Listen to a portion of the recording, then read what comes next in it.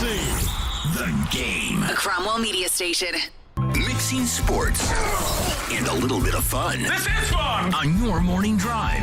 This is Robby and Rexrode. With Robby Stanley and Joe Rexrode on Nashville's best sports talk. 102.5 and 106.3 The Game. And on the Game Nashville app. Ladies and gentlemen, it's showtime. And welcome into the Friday edition of Robby and Rexrode, 102.5, 106.3 The Game. Robby Stanley, Joe Rexrode, Michelle Knezovic here with you on this Friday morning, 2 days before Super Bowl 57. Looking forward to that. Got a lot to get to on the program here today. Dan Rosen from NHL.com will drop by at 7:30, and our weekly visit with Teron Davenport, ESPN NFL Nation Titans reporter, coming up at 8 o'clock. So looking forward to all of that. Joe Rexrode, good morning. How are you? I'm okay. Kind of sad that, there's one football game left. There's one football game left for months. Yeah, I'm going to count it up now. Unless you want to get into the USFL. But, yeah. Yeah, and I like that there's an attempt to do spring football. I have a hard time with it. I do too. Some people don't. I love the original USFL, but they were taking players who the NFL wanted. That is correct. Not necessarily the case this time around. No, but here and there, someone from the USFL will show out and get a shot. For sure. There is that. Michelle, good morning. How are you? Good morning, guys. Happy Friday. I'm just realizing that yesterday was National Pizza Day, so I will be celebrating that today. What a missed opportunity. Remember, what was the quote? Every day is a day. Oh, yeah. Yeah, well, we can celebrate it today. We do need a calendar. Forgot about that one. Like that's more brilliance. Confucius Rexrode. But that's a good one. That's a good day. For sure. National Pizza Day, cool. National Cake Day, awesome. National Pie Day, great. National Spinach, lint no in your thanks. pocket day.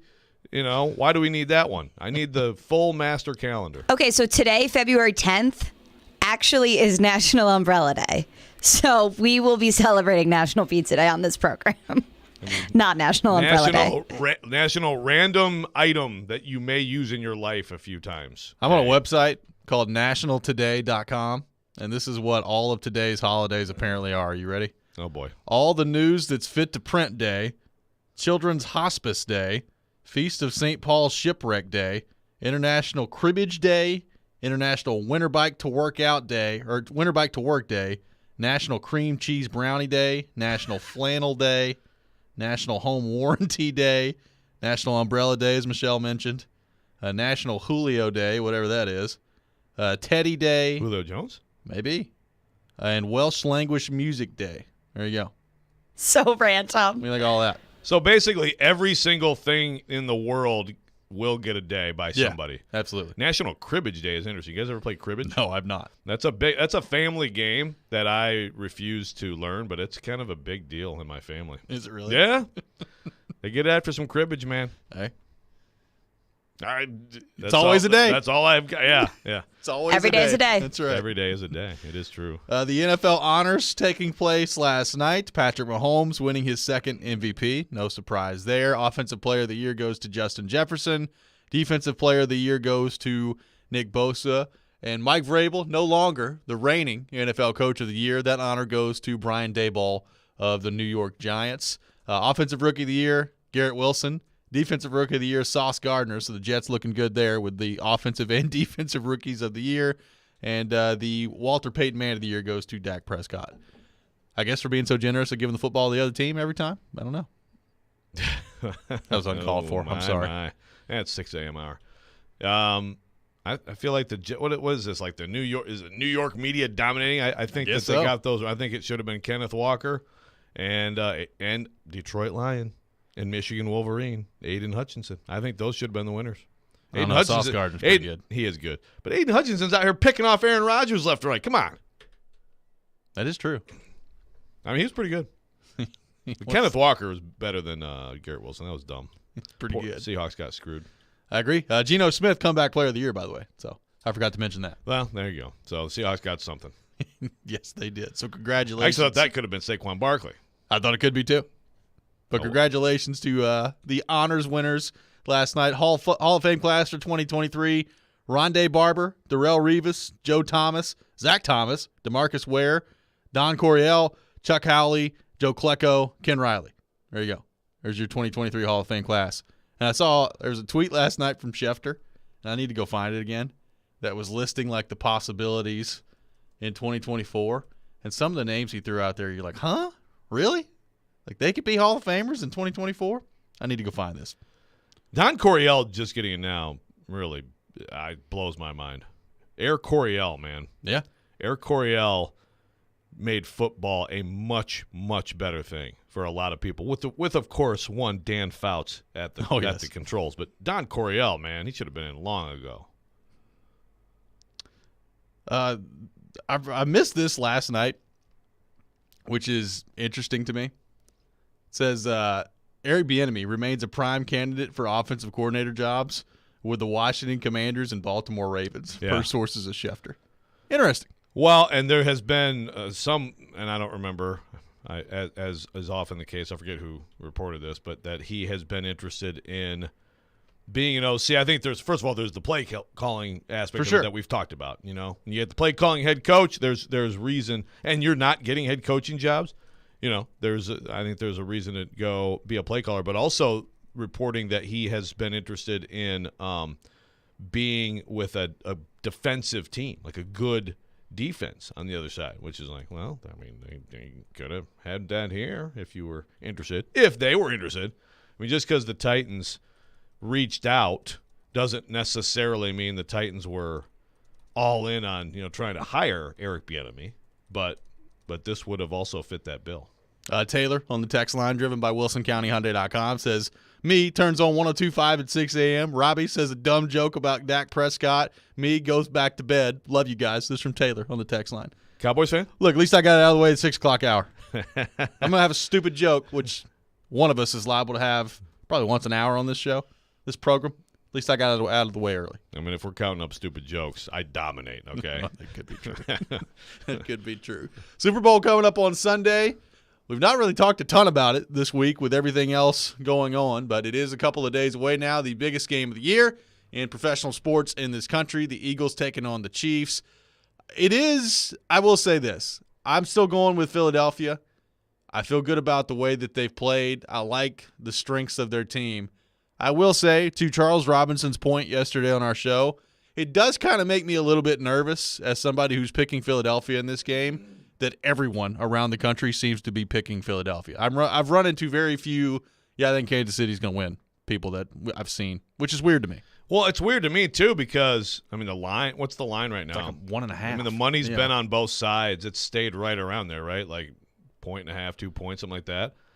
And, yeah, but I'm with you, just in terms of hearing people talk about it, and I've been there, too. Like, I like the Eagles. I just think the Eagles are the better team, but, well, we did have Charles on, and Charles did, in his gravelly voice, tell us that that he liked Mahomes in the matchup. So he's one of the few, though. Yeah, it's you're right. I don't know. I mean, at least one of the few that I've seen. Yeah, it's not like I've been out there seeking out every. In fact, I don't know. I'll look at our picks at the Athletic and see how that shit. I think those are out. They're picking the Colts at this point. Yeah, exactly.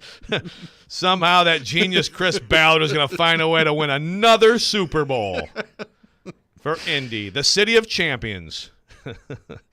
Man, I'm spicy this morning. That was good. That was a good Dak joke. Prescott joke, Colts joke. We can keep going. The Colts joke was a lot better than the Prescott joke. Thank you. I appreciate it. I'll find that because I do kind of have that same feeling that there's a lot more analyst picking of the Eagles. And again, I'm excited for the game. I am too. I really am. I mean, I guess there's not too many Super Bowls where I'm not excited.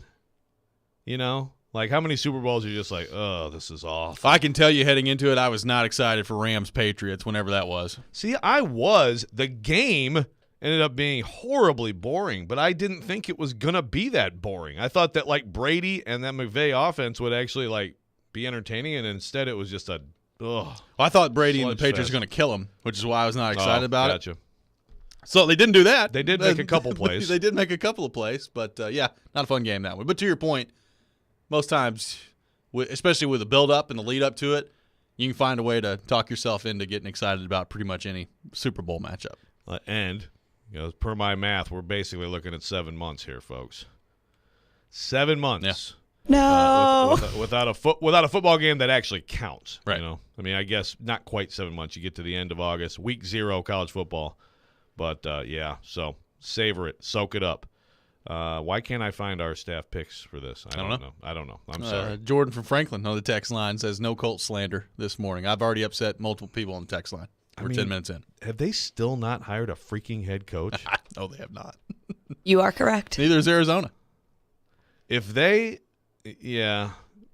but no one cares about them. If the Colts end up with Saturday after all this, I think I might actually do like what Jared does and just listen to some indie sports talk that day. Well, I think they're going to end up with Saturday after all this.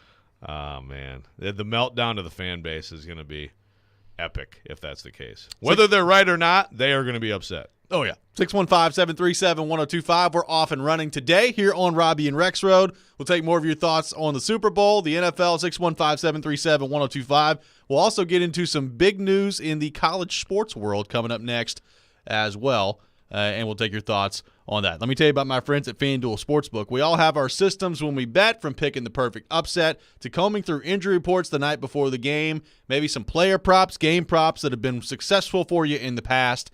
But there's one thing every bettor should include in their system, and that's the responsible gaming tools that are available on FanDuel Sportsbook. These tools help keep your play in check and under control. Tools like time limits, so you don't unknowingly spend more time on the app than you intended. Wager limits are available as well to help prevent you from betting more than you should. And you can even take a timeout, which pauses your account for as long as you may need. FanDuel wants every bettor's experience to be about fun and entertainment. So visit FanDuel.com/playwell. Once again, that's FanDuel.com/playwell, and make a responsible gaming tools part of your system as well. Must be 21 or older and present in Tennessee. If you have a gambling problem, call the Tennessee Red Line at 1-800-889-9789.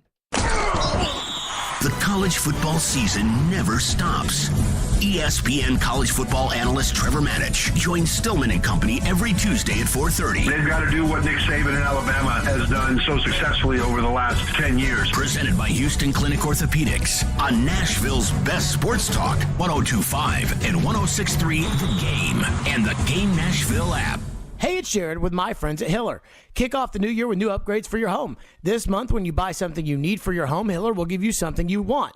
Pick your prize. Get a free 55-inch TV, Apple iPad, Solo Stove, or Nintendo Switch when you purchase new whole home generators or select new HVAC systems. Or a free 55-inch TV, Nintendo Switch, or Solo Stove when you upgrade to a new tankless water heater. There's no better time to take care of necessary home replacements, so call Hiller. That's Hiller Plumbing, Heating, Cooling, and Electrical. Call the Happy Face Truck today.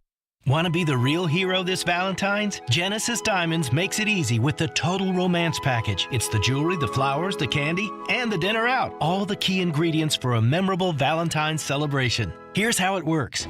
When you buy any piece of jewelry for just $99 or more, we'll give you some gourmet chocolates, a bouquet of flowers from Jenny's Flowers, and a gift card toward dinner at STK Steakhouse. We've pulled together some wonderful Valentine gift ideas for the occasion. Rings, earrings, pendants, bracelets, bands, affordable timeless gifts she can enjoy for years. And of course, if you're thinking of getting engaged this Valentine's, Genesis can create the ring of her dreams with our dazzling GIA diamonds and designer mountings. Unlimited possibilities. So bring the sparkle and the romance with one-stop shopping at Genesis Diamonds. Spend just $99 or more with us and get the flowers, the chocolate, and gift card for dinner as our gift.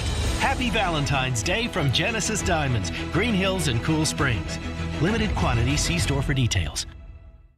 Hi, Sarah. I'm sorry I'm late. The traffic is crazy. Yeah, it is. And it doesn't help that gas prices have skyrocketed. I can't believe how much it costs for gas now. Everyone's talking about how much gas is, but I never pay full price for gas anymore. I just use the free Upside app, and I get cash back for every gallon of gas I buy. Wait a minute. Are you saying you actually get paid real cash when you buy gas with the Upside app? Yeah, real cash every time I buy gas. What? That sounds like it could really add up. I've made around $200 already. Wow, that's serious extra money. I'm downloading the free Upside app now. Download the free Upside app to earn real cash back every time you buy gas. Use promo code TANK10. or an extra 25 cents per gallon cash back in your first fill-up. You can cash out anytime right to your bank account, to PayPal, or an e-gift card. Just download the free Upside app and use promo code TANK10 for a 25 cents per gallon bonus in your first tank. That's code TANK10 for 25 cents per gallon cash back in your first fill-up. Cashback's not available in gas in New Jersey and Wisconsin. Want to weigh in on the conversation? It's a brain booster. Slide into our DMs. Or just text or call at 615-737-1025. Our phone line is driven by WilsonCountyHyundai.com. You're listening to Robby and Rexrode on 102.5 and 106.3 The Game and the Game Nashville app.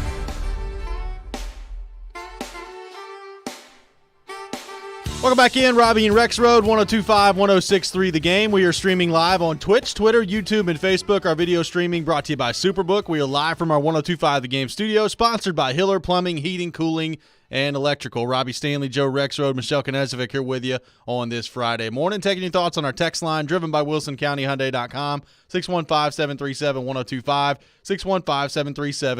615-737-1025.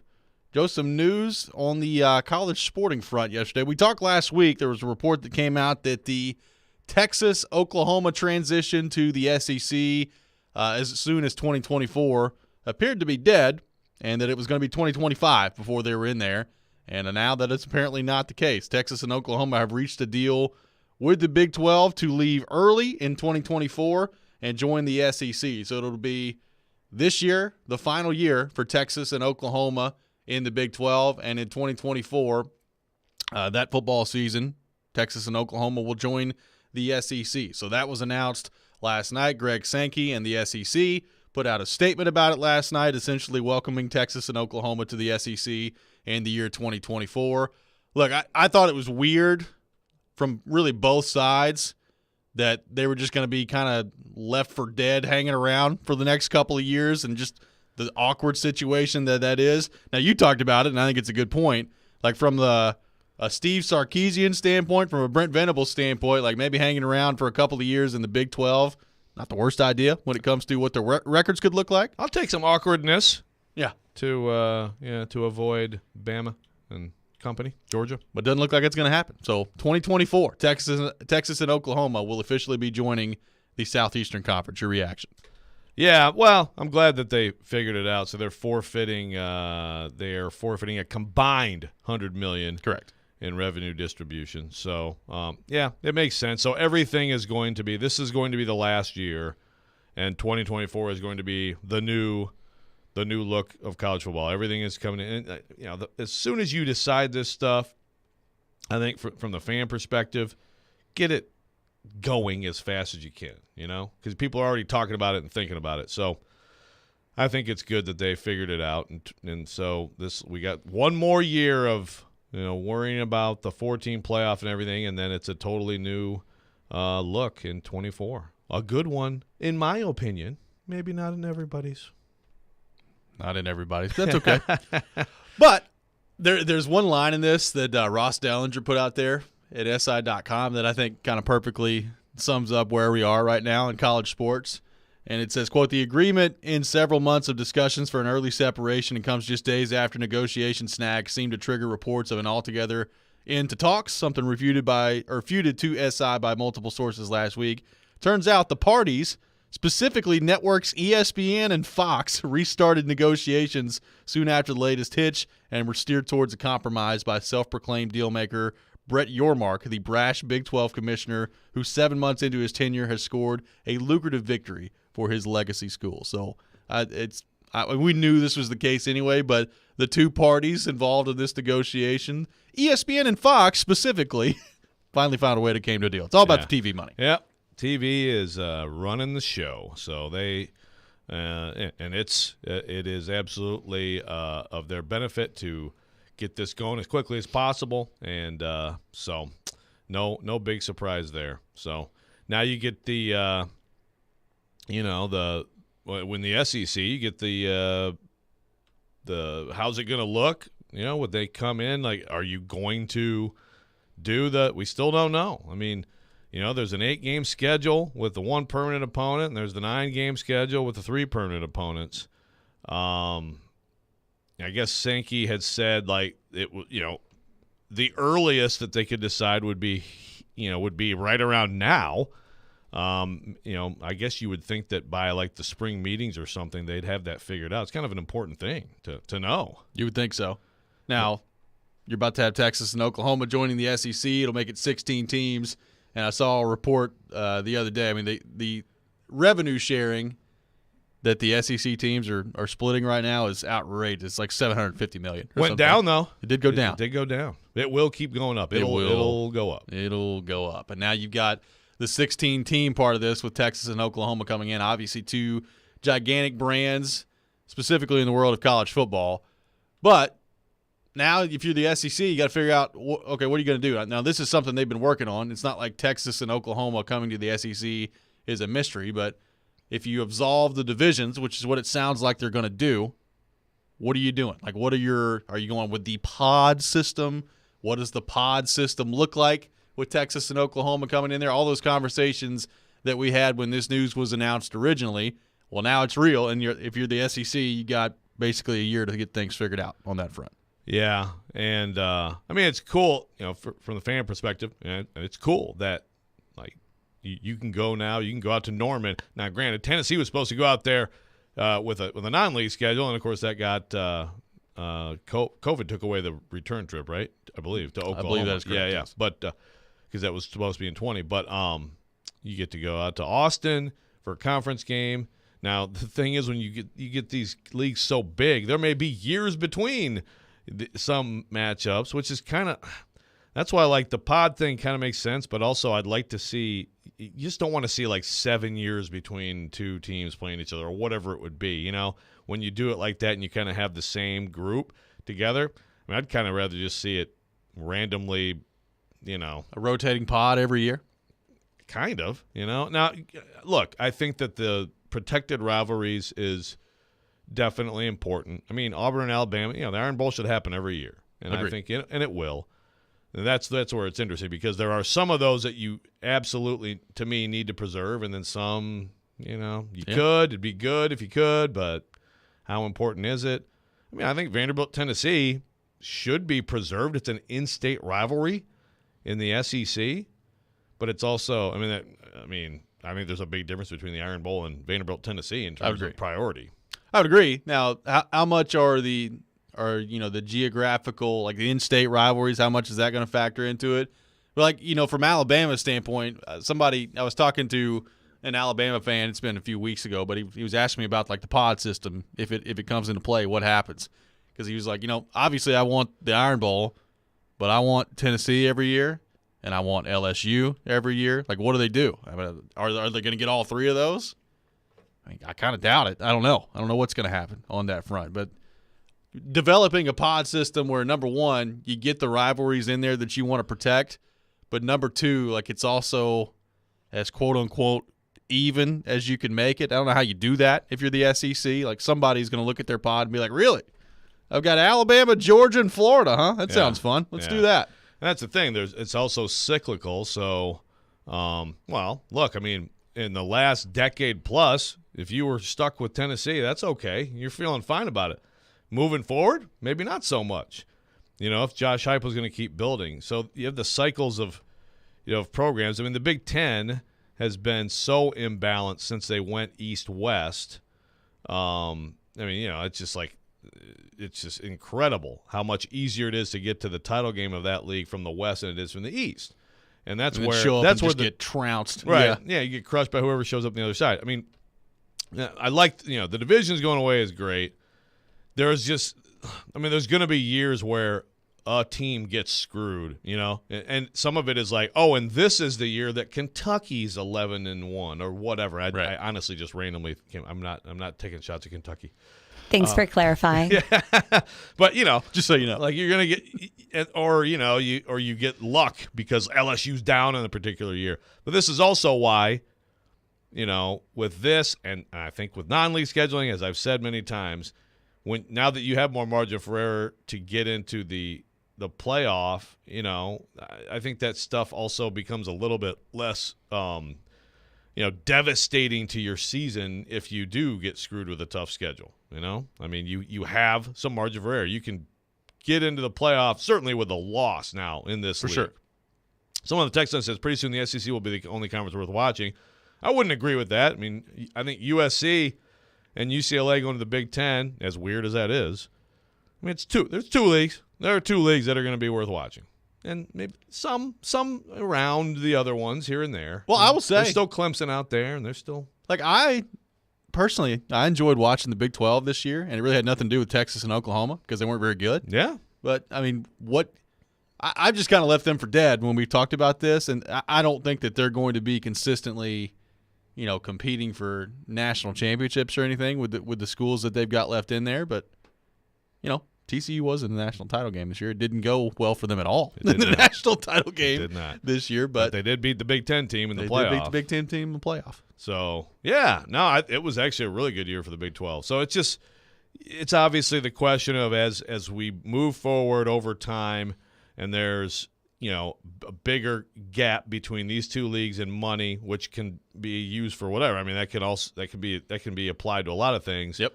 What does that mean over a period of time? I think it means, it's going to be dominated by Big Ten SEC teams. I still don't think we're going to, I don't think it's going to actually be AFC, NFC, but we'll see. But who knows?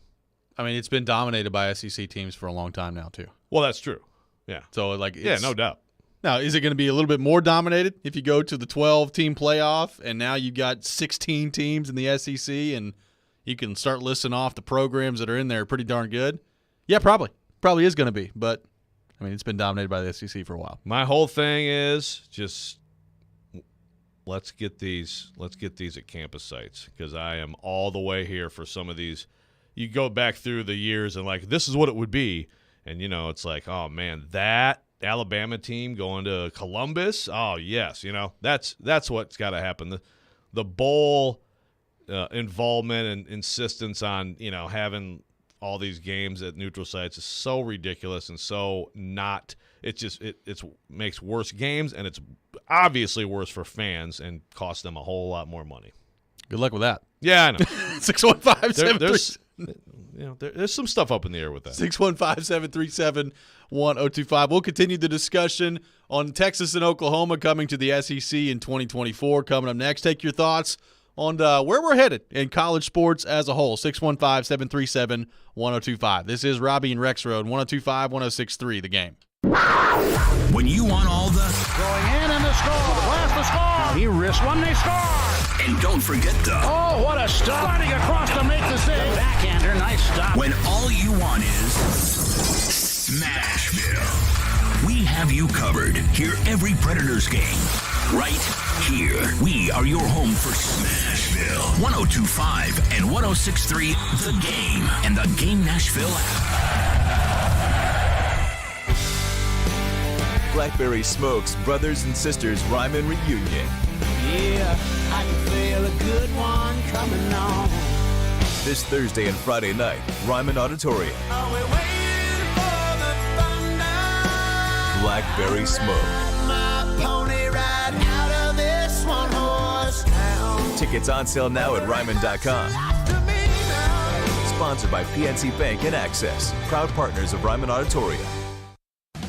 Mid-State Sports League spring registration is now open. With 7 different sports to choose from, there is something for every player. Join Nashville's largest sports leagues and register as a free agent or bring your own team. Spring registration is now open for softball, sand volleyball, soccer, kickball, flag football, and basketball. For a full list of adult and youth leagues, check out midstatesports.com. That's midstatesports.com. It's no debate. Play Mid-State. When you bundle your renters and auto insurance with Progressive, you could save money, but it doesn't cover any terrible memories living rent-free in your head. Hey, just wanted to remind you of that time your kicker missed the extra point and lost the game. Even though he literally never missed an extra point, he chose this playoff game to miss. Yeah, I just noticed you hadn't thought about that in a bit. Wouldn't want you to miss, thinking about it. Sorry, we can't save you from that memory, but we could save you money bundling your renters and auto insurance with Progressive. Coverage from Progressive Casualty Insurance Company, affiliates, and third-party insurers. Renters insurance and bundle discount not available in all states or situations. Lowe's always has more ways for you to save. On top of our everyday low prices, pros can save big when buying in bulk. Or if your purchase is over $1,500, ask about our volume savings program. A pro associate can provide a customized quote. Ask about our volume savings programs today. It always pays to be a pro at Lowe's. While supplies last, minimum purchase required. Selection varies by location. Lowe's reserves the right to limit quantities. Volume discount pricing quotes are valid up to 7 days. Visit your local pro desk to learn more and start saving. Offers subject to change and may not be available in all Lowe's stores. This is a special alert to all Americans who own a vehicle with less than 200,000 miles with an auto warranty about to expire or with no warranty coverage at all. Due to a decline in the economy, CarShield is announcing a low-cost month-to-month vehicle protection plan that is now available to the public to save any driver out-of-pocket expenses on future auto repairs. Call now to find out how you can pay almost nothing for covered auto repairs. Yes, you heard that correctly. Pay almost nothing for covered auto repairs. An open phone line has been established for all drivers to call for a free quick quote. Call 800-326-7765 now. Drivers who are covered will not have to pay for covered repairs again. This protection plan is at an all-time low. Additionally, drivers who activate this vehicle protection today will also receive free roadside assistance, free towing, and car rental options at no additional cost. Call us for your free quick quote today. 800-326-7765. That's 800-326-7765. What do you have to lose? Call 800-326-7765. Again, 800-326-7765. When you want live and local, if they were just better at the offensive line, you can be a contender in the AFC again. They've had more winning seasons than not. 102.5 and 106.3 The Game has you covered. Looking for some national programming? Why do I want to get a running back like that 5 more years? The AFC now is so deep at quarterback. Check out 94.9 The Fan. Nashville's home for all things sports is 102.5 and 106.3 The Game and 94.9 The Fan. Hey, this is Pekka Rinne. You're listening to Nashville's best sports talk, ESPN 102.5 The Game. Later today, tune in for Stillman & Company live from Radio Row, brought to you by Social Furniture on Charlotte Avenue in the Richland Creek Shopping Center. Pay no money down and no interest for 1 year right now during their tax refund sale. Looking forward to that coming up later today. He had Pac-Man Jones on the show yesterday. Interesting interview there. If you missed that, check that out. Yeah, I didn't know that. I got to check it out. Yes, you do. Talked about some dining experiences and maybe where to find them in Atlanta. So that's good stuff. Well, I've heard those wings are good. I've heard they're good too. You know, I just retweeted the pod of I caught Stackhouse with Caroline Willie D. Mace, and it was really good. Great stuff. Really interesting. Check it out. Yep, absolutely. Jordan from Franklin on the text line discussing the state of college football and the state of college sports as a whole with Texas and Oklahoma coming to the SEC in 2024.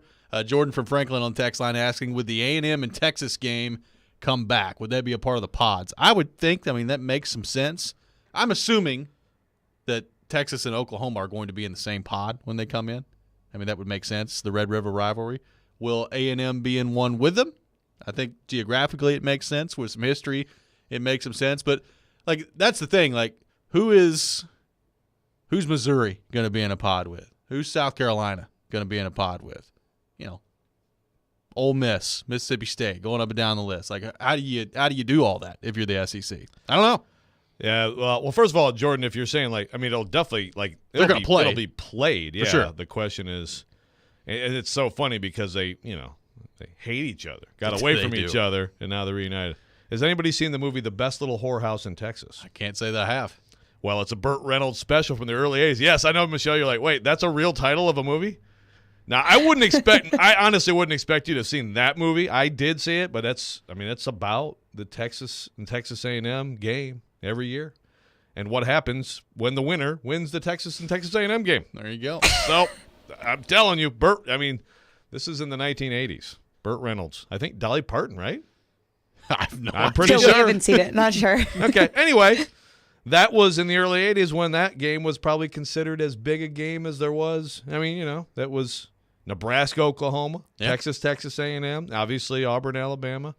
To me, if I'm the SEC, I want that annually, but it's not as big as Texas, Oklahoma annually.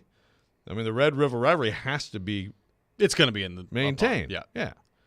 Protected. Whatever they do with pods, you could not do pods and still protect rivalries for sure. Yeah. So, but No, that's a great question, Jordan.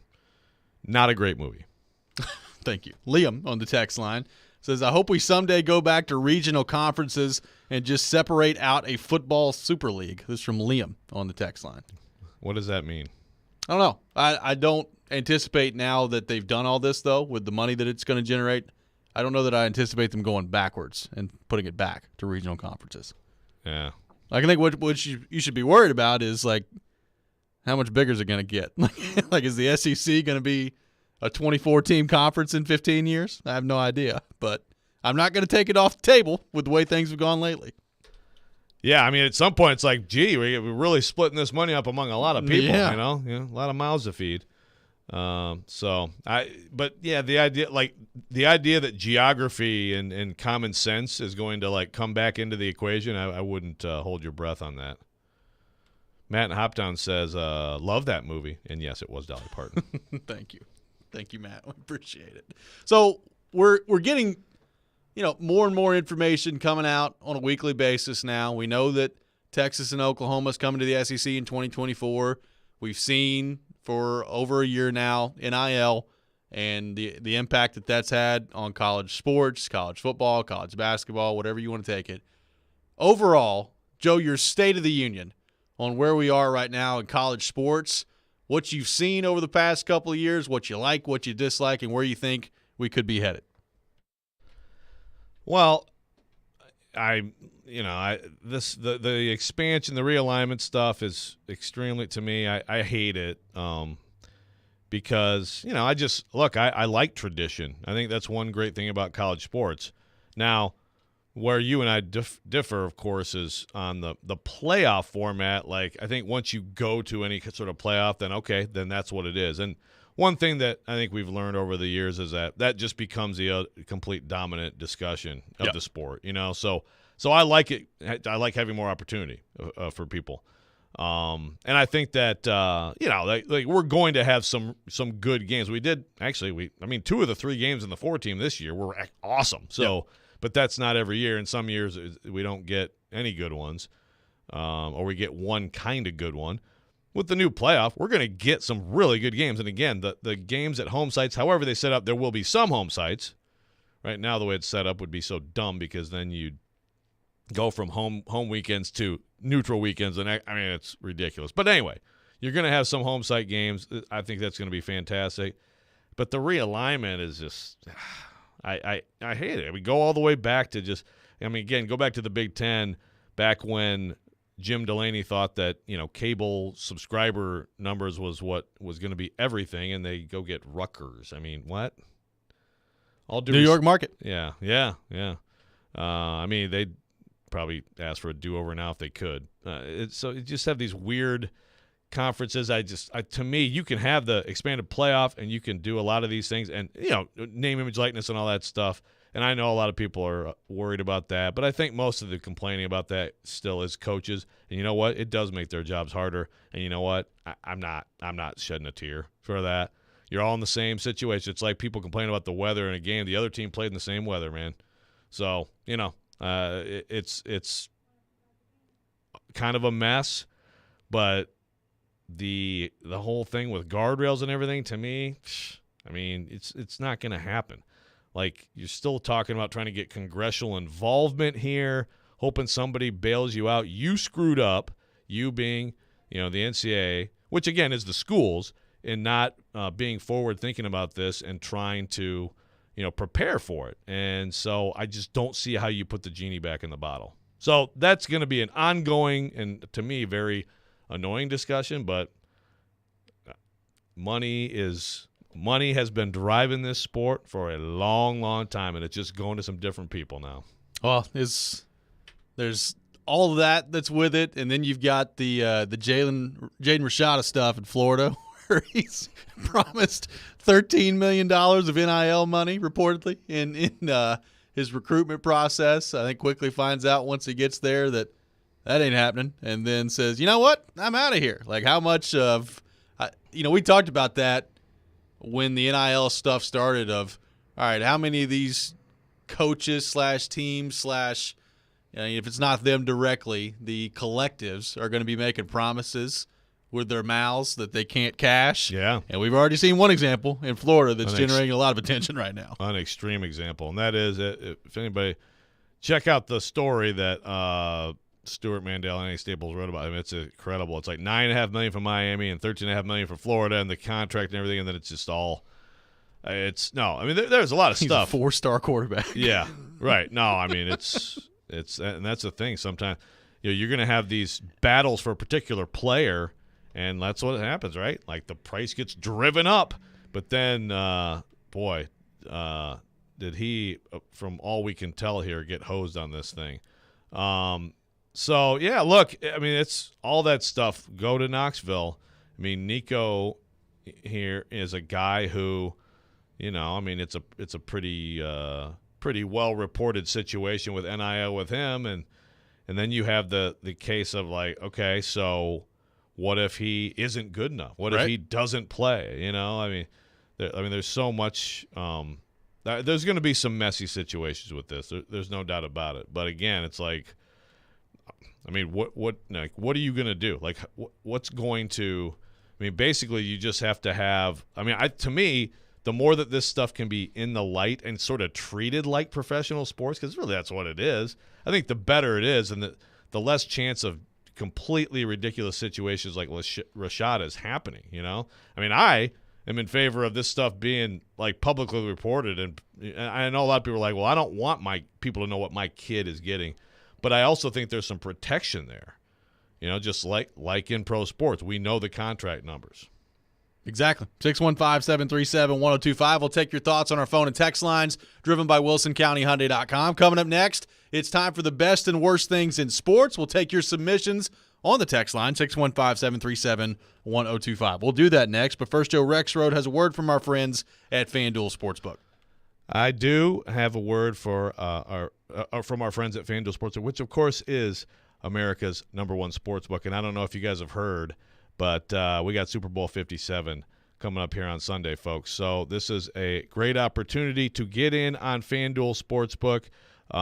Basically, what you've got here, you've got an opportunity to download FanDuel and use the promo code Joe102 so you can bet this, and you get up to $3,000 back in bonus bets if that first bet doesn't win.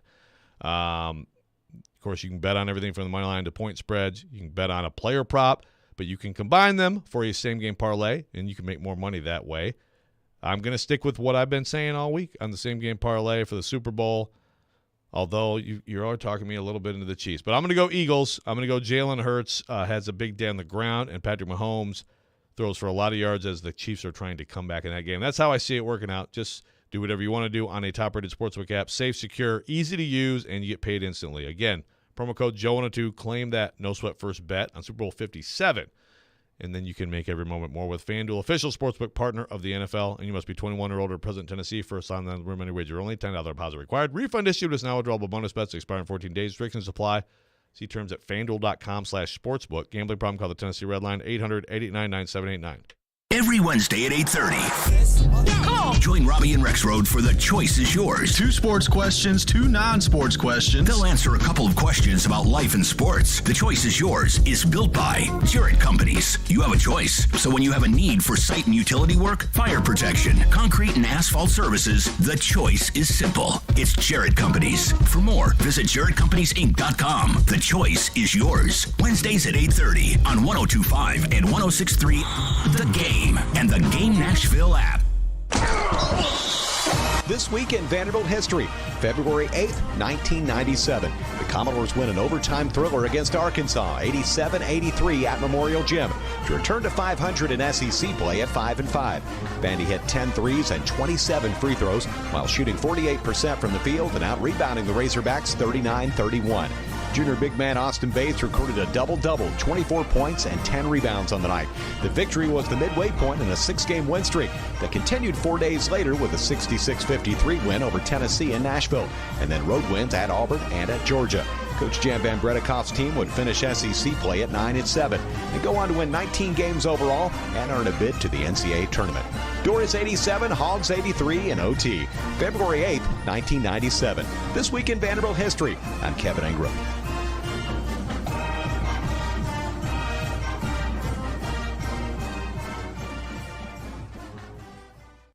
Here's a Valentine's reminder from Genesis Diamonds. It's not just the thought that counts, it's the effort too. So let Genesis Diamonds turn your Valentine's Day gift into a grand romantic gesture with our Ultimate Valentine's Day package. Right now, when you spend just $99 or more at Genesis Diamonds, we'll give you gourmet chocolates, a bouquet from Jenny's Flowers, and a gift card toward a romantic dinner at STK Steakhouse. It's just one stop at Genesis Diamonds and you create a total romantic experience. You simply choose which ring, pair of earrings, or bracelet or sparkling pendant best matches your special someone, and we'll take care of the rest. And as always, we'll guarantee the best value price with no commission salespeople. The Ultimate Valentine's Day package. Jewelry, flowers, dinner, and candy from Genesis Diamonds. Sure does make it look like she's worth the extra effort. And that's the thought that really counts. Hurry in now because packages are limited. Genesis Diamonds in Green Hills and Cool Springs. If you missed the latest from Stillman and Company. Coach Bob Shoop, as always, joining us on a Tuesday. There's things that Tim Kelly wanted on a weekly basis, that Todd Downing didn't call at that time or what have you, or this or that or the other thing. And the more I think about this as we talk, the more I do think this is going to be a collaborative type thing. Now, yes, 100%, Tim Kelly will be the guy calling the game on Sundays. And the approach that he takes will be different than Todd Downing, will be different than LaFleur, that'll be different than Arthur Smith, just because of they're different individuals, they're different people. And that's just how it goes. And the identity, I always say this, there's schemes and then there's style of play. The style of play isn't going to change a whole lot because the head coach demands a certain style of play. But the scheme and the actual play calling and things along those lines, the creativity and that, I think that will change. Stillman and Company, weekdays from 2 to 6 on 102.5 and 106.3 The Game and the Game Nashville app. More than 95% of people incarcerated will come home like I did. I'm William Arnold, director of the new Tennessee Office of Reentry. When they come home, we want to be ready to help remove barriers to employment. It's okay if you've been incarcerated or justice involved. Help is available. Go to tnworkready.com or visit your local American Job Center. Brought to you by the Tennessee Department of Labor and Workforce Development, the Tennessee Association of Broadcasters, and this station. tnworkready.com. He's got big takes. It's not that freaking hard. Hand the ball to Henry. Small takes. You have to defend your decision. But all takes. They win, they lose. Just invested a lot into this game. I thought it was the worst press conference. He is Jared Stillman. I guess I'm just not a very good coach, Jared. Weekdays from 2 to 6, Stillman and Company. Presented by TriStar Moving on 102.5 and 106.3 The Game and the Game Nashville app. Good morning. Good morning. Good morning. You're locked into Robby and Rexrode. I had the radio on. I'm listening to 102.5 and 106.3 The Game and the Game Nashville app. The best and worst of the sports week now on Robby and Rexrode on ESPN 102.5 The Game and the Game Nashville app. And it is that time of the week, time for the best and worst things in sports. We'll take your submissions on our text line, driven by WilsonCountyHyundai.com, 615-737-1025, 615-737-1025. Joe Rexrode, kick us off with your this week's edition of the best and worst things in sports. I'm going to keep it hyper-local.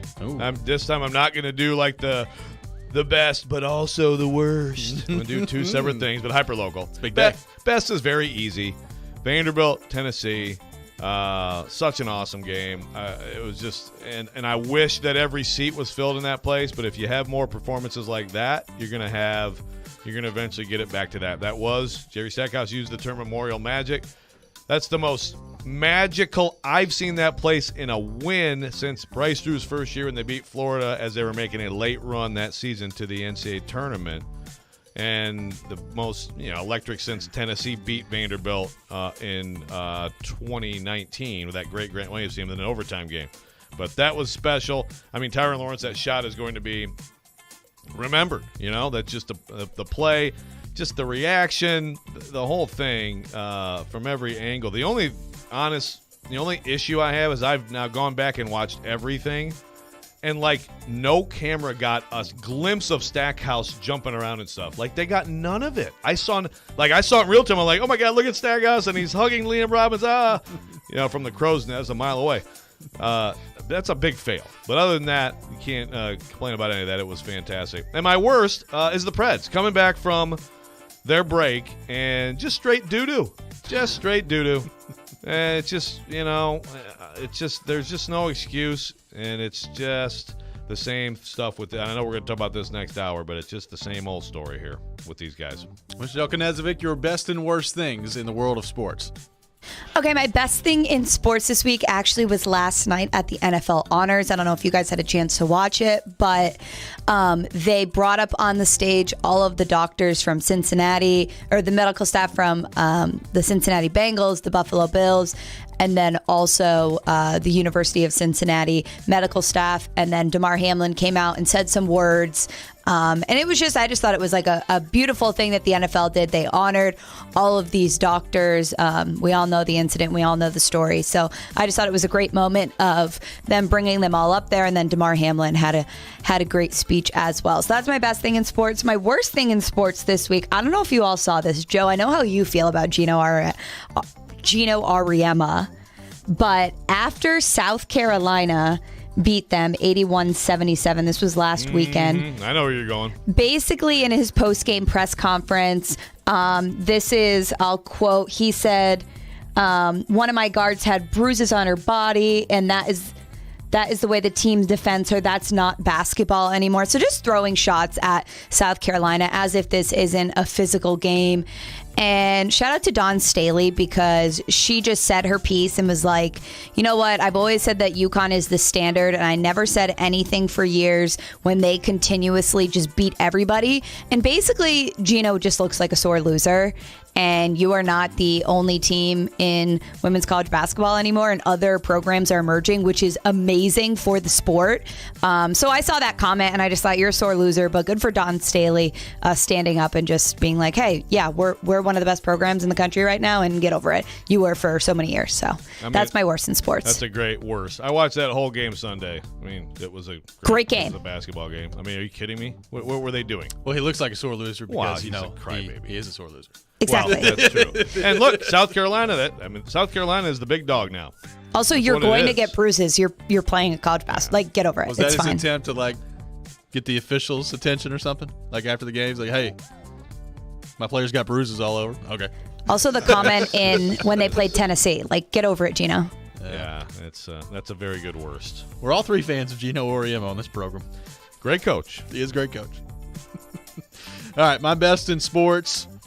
Two-part. Number one, LeBron James setting the all-time scoring record. I talked about it a couple weeks ago when he was getting closer, but just the way that he's playing at his age is borderline unbelievable, what we're seeing him do out there in his 20th year in the NBA. So pretty good stuff from LeBron James setting the all-time scoring record, and I think he's going to play long enough to where he's going to make it very difficult to catch him in the all-time scoring record. We thought Kareem's record may be untouchable, and LeBron's record, when he's all said and done, might be pretty close to it as well. So we'll see what happens on that front. My other best in sports also is in the NBA. The NBA trade deadline is pretty awesome, I will say. It's just, I love how the Brooklyn Nets specifically just went all in a couple of years ago. We're getting Kevin Durant. We're getting Kyrie Irving. They played a grand total of 74 games together. Never sniffed an NBA championship. And then Kyrie last week says, you know what? I just don't think I want to be here anymore. All of a sudden, he's gone in Dallas, and Kevin Durant looks around and says, man, well, this team sucks now. Get me out of here. And now he's in Phoenix. So I enjoy the NBA trade deadline. I don't know that I always enjoy just how much control the players have, but it does make it fun come deadline time, because when they think that they don't have a chance to win, man, do they get out of there in a hurry. Just send me on somewhere. We'll see you. I'm going to have more on this later. Oh, good. Well, if you throw in Harden, right, is it 20 games? Yeah. I think the number is 20, right? That those three actually played together. Yeah. Yeah, I feel bad for my favorite Nets fan, Mitch Light, who's been a Nets fan going back to the 70s. Yeah. And he was so excited the last years about the Nets. Sorry, Mitch, but I have to say it's kind of enjoyable too. It's pretty funny, I will say. It's pretty funny. And my worst thing in sports, and this is a conversation that I think I've probably brought up a few times over the course of the past couple of years, but I was reminded of it again this past weekend. The NHL All-Star Game taking place, and we've talked about the game itself and the Pro Bowl. I think we've kind of said our piece on All-Star games and all that stuff. But I'm watching Connor McDavid and Cale Makar and Nathan McKinnon and some of these guys be interviewed at the All-Star game, and it's just like, man, I've seen all of those guys like away from the camera, off the ice. They're fun. Like, they got some good personalities. It's fun. Like, some of the Predators, all away from the camera, great personalities. The NHL, for whatever reason, like, some of the faces of the game are just the most boring individuals imaginable when it comes to when the camera's in front of their face. And, like, I get it to some degree. Like, you don't want to put yourself out there and then be criticized for things you might say or do. I get all that. But, like, Connor McDavid, I think, might be the best player in the world at his sport of any sport in the world right now. Like, I think he might be the best athlete in the world right now. And you watch him get interviewed and you're like, man, that's like talking to a wood door. Like, it's unbelievable. And the NHL, they've always had a problem, like, personalities-wise, like marketing the game. I don't think the NHL from a national perspective is ever going to be, obviously, the NFL or maybe even the NBA. But good Lord, it would help if, like, your stars could actually have some personality out there. That'd be great. Well, yeah, and so in some cases it's just some people just don't like doing it, right? Of course. In any sport, yes. But also, and we've talked about this, but there is the culture in the NHL, which to me is like, I get it, okay? In all these sports, it's important, first. Right? Again, the story I've relayed, the Scotty Bowman shaming Brendan Shanahan for just doing an interview, like doing an interview with a writer for a story for a column he's writing about him, and Scotty Bowman like, like, come on. But that is like what you're battling, this idea of do not put yourself out there ever. And it's like, there's some things about hockey that can be updated and modernized a little bit here. You would hope. 615-737-1025. This has been the best and worst things in sports. Coming up next, speaking of hockey, we'll get into a Predators discussion. Some interesting comments from John Hines yesterday on our show that we'll unpack coming up next. This is Robby and Rexrode, 102.5-106.3, The Game. You love the game. The Doors on the board. Touchdown at TSU. We live the game. Going up against that defense, he can make some plays and take that next step. We are A gutty performance. Do your job. And the Tigers regain the lead. The Game. Nashville's best sports talk, 102.5 and 106.3 The Game, and the Game Nashville app. ElectronicExpress.com. We make it happen. Social Furniture's tax refund sale is going on now. You will save up to 50% in every department. Huge markdowns. You don't want to miss this opportunity to make your home spectacular. We have everything for your home in stock with no waiting. And hassle-free same-day delivery makes it easy. Pay no money down and pay no interest for 1 full year during Social Furniture's tax refund sale. Don't wait. Come in today. Social Furniture on Charlotte Avenue in the Richland Creek Shopping Center. And save, save, save. Losing your hair? It's Chase McCabe. No matter your age, gender, or type of hair loss, it's never a good feeling when you see too much hair in your brush or you begin to notice bald spots. For 45 years, Hair Club has helped more than 500,000 members get hair they love. If you're affected by hair loss and not sure what to do, let Hair Club help customize a solution for you. For a limited time, get 10% off when you book a free consultation today and get started at hairclub.com/chase. That's hairclub.com/chase. Hey, it's Jared from my official sportsbook app, the FanDuel Sportsbook app. We all have our systems when we bet, from picking the perfect upset to coming through injury reports the night before the game. But there's one thing every bettor should include in their system: the responsible gaming tools available on FanDuel Sportsbook. These tools help keep your play in check and under control. Tools like time limits, so you don't unknowingly spend more time on the app than you intended. Wager limits, to help you prevent from betting more than you should. And you can even take a timeout, which pauses your account for as long as you may need. FanDuel wants every bettor's experience to be about fun and entertainment. So visit FanDuel.com/playwell and make responsible gaming part of your system. That's FanDuel Sportsbook app, my official sportsbook app. So let's make sure that we're enjoying the games and doing so responsibly. 21 and older and present in Tennessee. If you have a gambling problem, please call the Tennessee Red Line at 1-800-889-9789. Your Game Center update. The NFL honors were last night in Arizona, and Titans Derrick Henry was there as a Walter Payton Award nominee. Some of the highlights were Patrick Mahomes winning this year's MVP, Brian Daboll Coach of the Year, and Geno Smith Comeback Player of the Year. The Tennessee Titans are still looking to find a running backs coach, and Adam Pac-Man Jones joined Stillman and Company from Arizona and spoke on the status of this team. Titans just a team. They got a really great running back. Tannehill is a Andy Dalton. He can't beat you with his arm. What'd you think about Tannehill when you played against him? He couldn't beat us. He got one. He used to could throw the deep ball pretty decent, but like he's not elite, but he's not trash. He's in that class of the BC, Baker Mayfield, Derek Carr, Kirk Cousins. Yeah, and Kirk can throw the ball everywhere. He just don't have no. The Predators are back in action Saturday from some morning hockey in Philadelphia. Puck drop at 11:30. This report is brought to you by the law offices of Amanda Gentry. I'm Michelle Knezvik for 102.5, 106.3 The Game. For more, follow us on Twitter at 1025 The Game or visit thegamenashville.com. Live from the Hiller Plumbing, Heating, Cooling, and Electrical Studios. WPRT FM Pegram, WPUC HD2 Laverne. Broadcasting on Alexa. I appreciate that. And other smart speakers. 1025 and 1063. 1, 2, 3. I think it was a good game. You had a couple of big plays. The Game. A Cromwell Media Station. Mixing sports and a little bit of fun. This is fun! On your morning drive. This is Robby and Rexrode. With Robby Stanley and Joe Rexrode on Nashville's best sports talk. 1025 and 1063 The Game. And on the Game Nashville app. Ladies and gentlemen, it's showtime.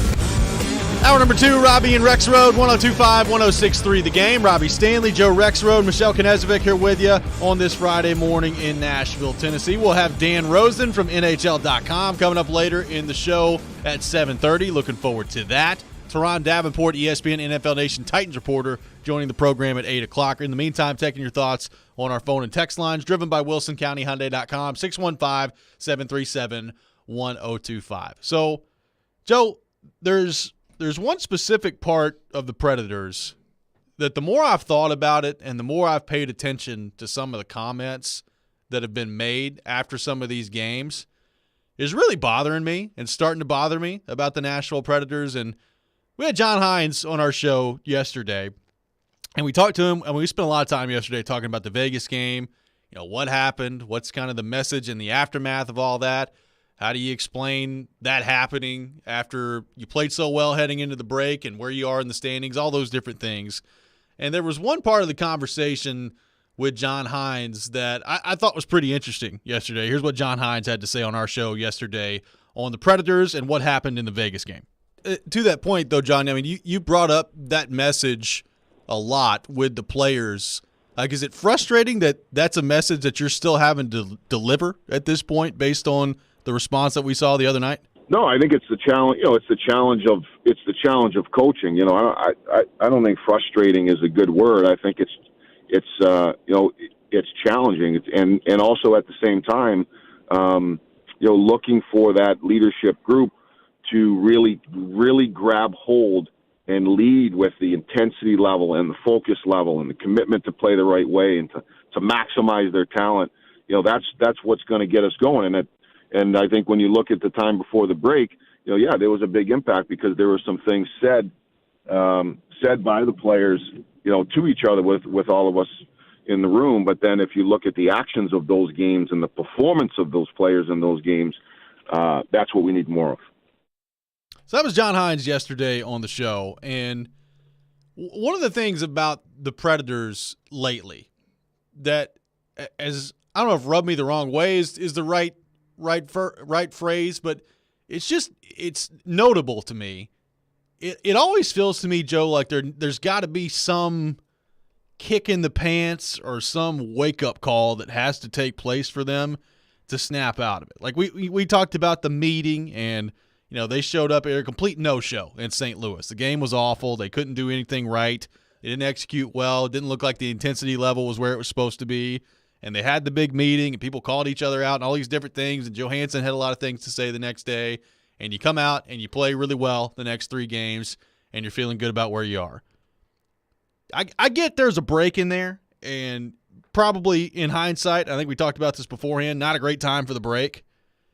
But you look at the standings when you come back, the calendar is flipped to February, and you're out of a playoff spot, and it's going to be an absolute dogfight for you coming down the stretch just to make the playoffs.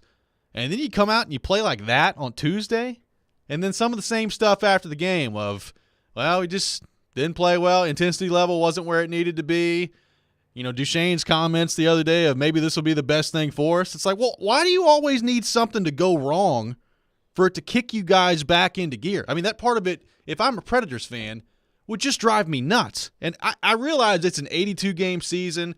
I do buy into some of what John Hines was saying yesterday about, well, that's the challenge of coaching is to be able to do that, especially in this sport when it is an 82-game season and there's a physical element to it. I buy that. But I also paid attention to what he said after that, Joe, and that was, yeah, we need the leadership group to make sure that it's on them to bring the intensity every night. And I don't think that was just coach speak from John Hines. Like, that to me was I'm not going to use the word frustrating, but the leadership group has got to take responsibility for this. It's on them if they're going to dig their way out of this. And the constant needing to be kicked in the pants by a loss or the intensity level not being where it should be, if I'm a Predators fan, is really starting to rub me the wrong way with some of this core group. Or maybe it has been rubbing you the wrong way. Yeah. Yeah. No, it's I'm with you. It's very frustrating and tiresome and just cyclical. Do you think that Hines was specifically talking about Yossi there? Now, remember, Yossi on that game back, I mean, look, everybody's human. Yossi made a couple killer mistakes early, and they ended up in the back of the net, you know? I mean, Yossi makes mistakes too. But do you think that on the leadership front that he was specifically thinking Yossi? Because it's not just him, but he is the captain. I think he's part of it. I don't know if he's specifically thinking him. But, I mean, who do you think about when you think of the Predators leadership group? I think of Yossi. Who is it? Let's make sure. It's Johansson, Ekholm. Well, Ekholm's in there. Granlund's the assistant captain. Yossi's the captain. You know, those are the captains. Johansson I would put in that group. I would put Forsberg in that group. I mean, I guess I'd put Duchesne in that group based on his contract. I mean, you're starting to talk about the core group of the team. So the formal leaders are Granlund, Ekholm, Yossi. Yossi, correct. Yeah. Yeah, but right, those guys have to also lead. Exactly. I mean, I think some of this is, again, comes back to you need a kick in the pants because you're not as good as we thought. Well, it could be. I mean, I think that's part of it. Yeah. But with Johansson, with Johansson, it's been years now, right, of kind of thinking he's something and then what's going on with him and the ebbs and flows. Yeah. And look, I get part of it is also you're answering questions 5 minutes after the game's over and it's the media. And, like, in most cases, if there are a laundry list of world problems that you think you or the team have, you're probably not airing that out, especially in this sport, in the media. So I understand that. But, like, the Duchesne comments the other night, when he said them, and we talked about it in terms of maybe this is the best thing that could happen for us, like, we talked about it. That guy is about as optimistic as it gets. And I mean this with all sincerity. I think it's a great quality to have. Like, I wish that I could be like Matt Duchesne in that way. I really do, because he's very optimistic. But I also thought to myself, like, when you make comments like that of, well, maybe this could end up being the best thing to happen to us playing as poorly as we did. Okay, well, why does it always take something like that to get you to snap out of it and play well? Like, that part of it to me, I don't like about this group. Like, it always feels like it takes something going really, really poorly for them to snap out of it. And look, I'll be honest with you. I have a full expectation that tomorrow they're going to come out and they're going to win and they're going to look really good against Philadelphia. Now, part of that's because they're playing Philadelphia. Yeah. But like, they've had 3 days to sit here and stew on it. I think they'll come out tomorrow and they'll play well, and they may play well for the next little stretch here. But what's going to happen after that? Like, it always feels like there's some absolute clunker coming up where you're just like, well, where did that come from? And it always feels like it's right around the corner with this group. Yeah, I don't know. I mean, you're right. They should win because of who they're playing, but I don't know what to expect on a nightly basis. I'm trying to think of, like, what's the longest stretch of good hockey that they've played this year? Those 3 games after the fabled meeting were good. So, but I can't think of, like, 2 weeks where it was like, okay, This looks like what we thought they would be. I don't think they've had like a 2-week stretch, have they? Maybe I'm wrong. I think they probably had a 2-week stretch. But the problem is, like, if you're gonna be a good team, and you're gonna be a playoff team, and you're gonna be where we thought this team could be, you need like a month and a half. Like, I'm not saying that they can never have bad games. Sure. Like, it's an NHL regular season. I mean, Tampa got the absolute crap kicked out of them the other night, 7-1 by Florida. And then they beat Colorado 5-0 last night. Colorado last night. Bad games happen. I'm not saying that. But it's just it's the same stuff that you hear after some of these bad games of, well, just intensity level didn't feel like it was there.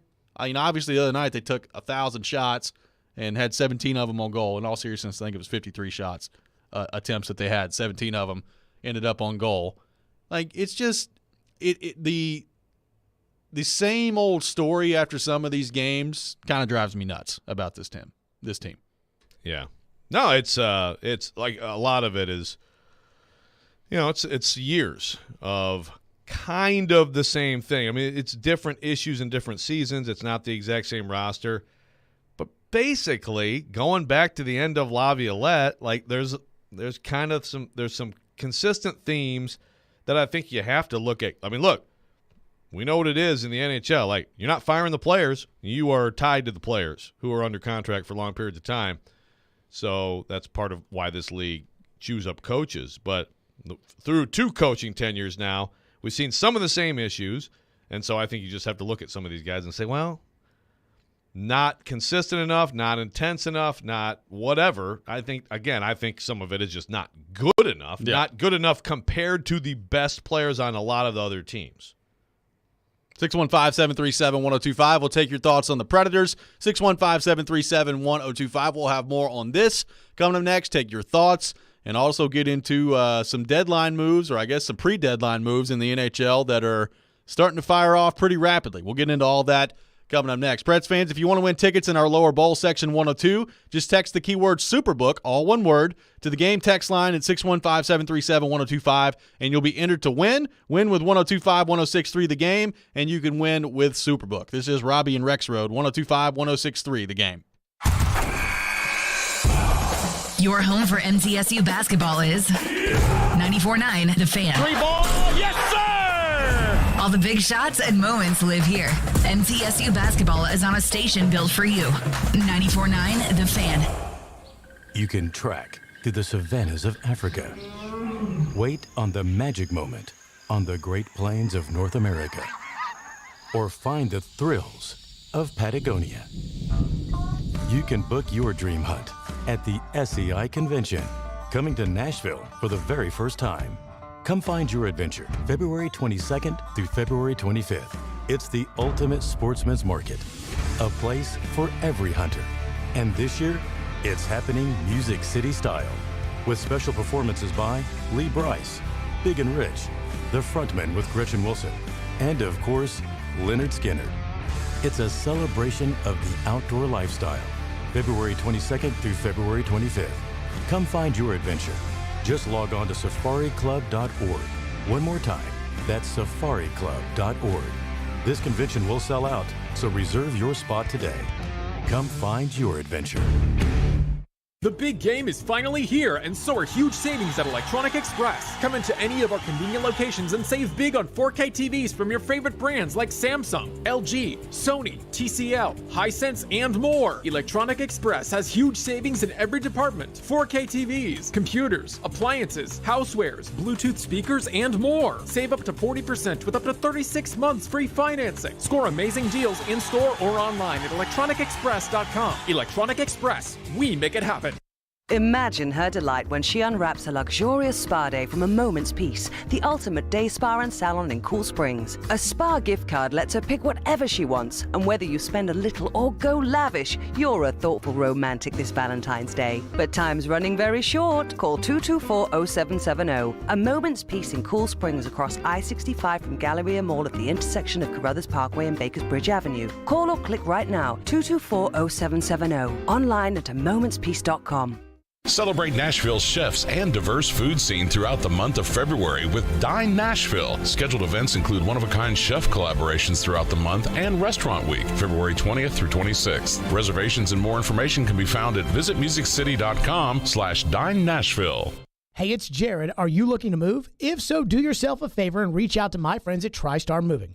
You can be assured your move will be stress-free because they've got new utility vans to help with pack jobs to separate your high-value or fragile items from the bulk of your furniture, and their movers are carefully picked and highly trained. No one in the game is doing this. TriStar Moving is raising the standard in the moving industry. When you're ready to move, give them a call. TriStar Moving, 615-640-1219, or online at nationalmoving.org/radio, and tell them Jared Stillman referred you for 10% off. That's TriStar Moving. Looking for a career with purpose or have that passion for youth development? Boys and Girls Clubs of Middle Tennessee provides a safe place where youth gain the tools to learn, lead, and reach their full potential. And that starts with you, offering competitive pay and free after-school care for employees. Learn more at bgcmt.org. Want to see our smiling faces? You can watch us on Twitch, Twitter, YouTube, and Facebook Live. We are good to go. Presented by Superbook Sports, voted #1 sportsbook in Vegas. You're locked into Robby and Rexrode. Every morning, first thing. On 102.5 and 106.3 The Game and the Game Nashville app. Just kind of left scratching your head a little bit, Matt, after you guys have been playing so well going into the break? No, not at all. Just, we got it what we deserved tonight, and 12 days off, it's tough to find it again, and sometimes, like I just said, it's usually the team that's with the least rest that comes out, and we kind of gave them a chance to feel good. Just, there were some tough breaks. I mean, the first goal against, the guy fans on the shot, the guy fans on his pass to that guy. Second one, puck rolls on Yost, guy gets a breakaway. Third one, kind of similar play. So, but again, despite the tough breaks offensively and defensively, we didn't play well enough. We didn't get enough shots through. We took a lot of shots and they didn't get through. I mean, having 8-10 shots after 2 periods isn't good enough, and I thought, our decisions were better in the second and third period, but, you gotta get pucks through at the end of the day or keep possession until you can break them down. They did a great job, crowding the house and blocking shots. So, it's disappointing, but the 3 days here, we'll be ready for Philly. I know this team is hungry, and maybe losing this one's the best thing that could have happened with how we played tonight so that we get back into gear. That's Matt Duchene after the loss to Vegas on Tuesday night. Preds back in action, taking on Philadelphia tomorrow. A little 11:30 hockey coming up tomorrow. So look forward to that. I got hit by a truck. I'm in the hospital for 2 months, but they make amazing Reubens here. Again, in all sincerity, I admire the optimism. I do really too. Do. No, I try to live that way, but I don't get interviewed. Well, I guess sometime. Yeah, it has a rant every single day. Yeah, I guess that is true. Yeah, I know exactly. Yeah, such a positive person. Yeah, brings such light to the world. Taking your thoughts on our phone and text lines, driven by WilsonCountyHyundai.com. April in Portland on the text line says, "I'm beyond frustrated with the Preds. I never leave games early, even if they're getting demolished. I always try to stay for the 3 stars. I left Tuesday night with 8 minutes left in the third period. It's the worst game I've ever witnessed at Bridgestone Arena. Painful to watch. Zero fun, sir." This from April from Portland on the text line. And also no glorious domination played, April. Sorry. There's that too. But that's saying something from April, because for sure. April is a devout fan. Michael in Clarksville on the text line says, "It's the same bleep, different year with the Preds. It's frustrating to hear Poyle and Hines act like the team doesn't suck. They talk about the leaders of the team playing better, but last year we had 2 40-goal scorers, and Josi had 90 points, and we barely made the playoffs and got swept. We need more than our top players to play well. We need different top players and different people making the personnel decision." This is from Michael in Clarksville on the text line. The only thing I would say is this year, it is the top. I mean, this year, that's the diagnosis, right? I mean, every year, there is some same bleep every year, like we've just been talking about, right? Correct. There's a certain same same bleep, different day with this core group for years now. But year to year, 1 year it's they can't stay out of the box. 1 year it's the power play. Last year the power play was amazing. Like you said, these guys had great years and they still were average. But this year, the power play and those players, if they're going to make it, that's what's going to turn around. Derek from Nolansville with an interesting question on the text line that I don't have a great answer for, but I'm going to give it anyway. It says, in your opinion, who are the Preds that most frequently do not give 100% effort? I don't know. Like, I can't judge someone's effort level, right? Like, unless it's painfully obvious that you're not, and very rarely does that happen in the NHL where it's just painfully obvious that you're not doing what you need to do. Like, there's a clip a couple of years, it may have been last year, either last year or the year before, of William Nylander from Toronto. Right, yeah. And he's going into a corner and the puck's there and you could basically see it. He's like, yeah, no, I'm not going to go get that. I'm not about to get hit. Like, you can see that. Other than that, like, I can't tell you how much effort somebody's given for the most part.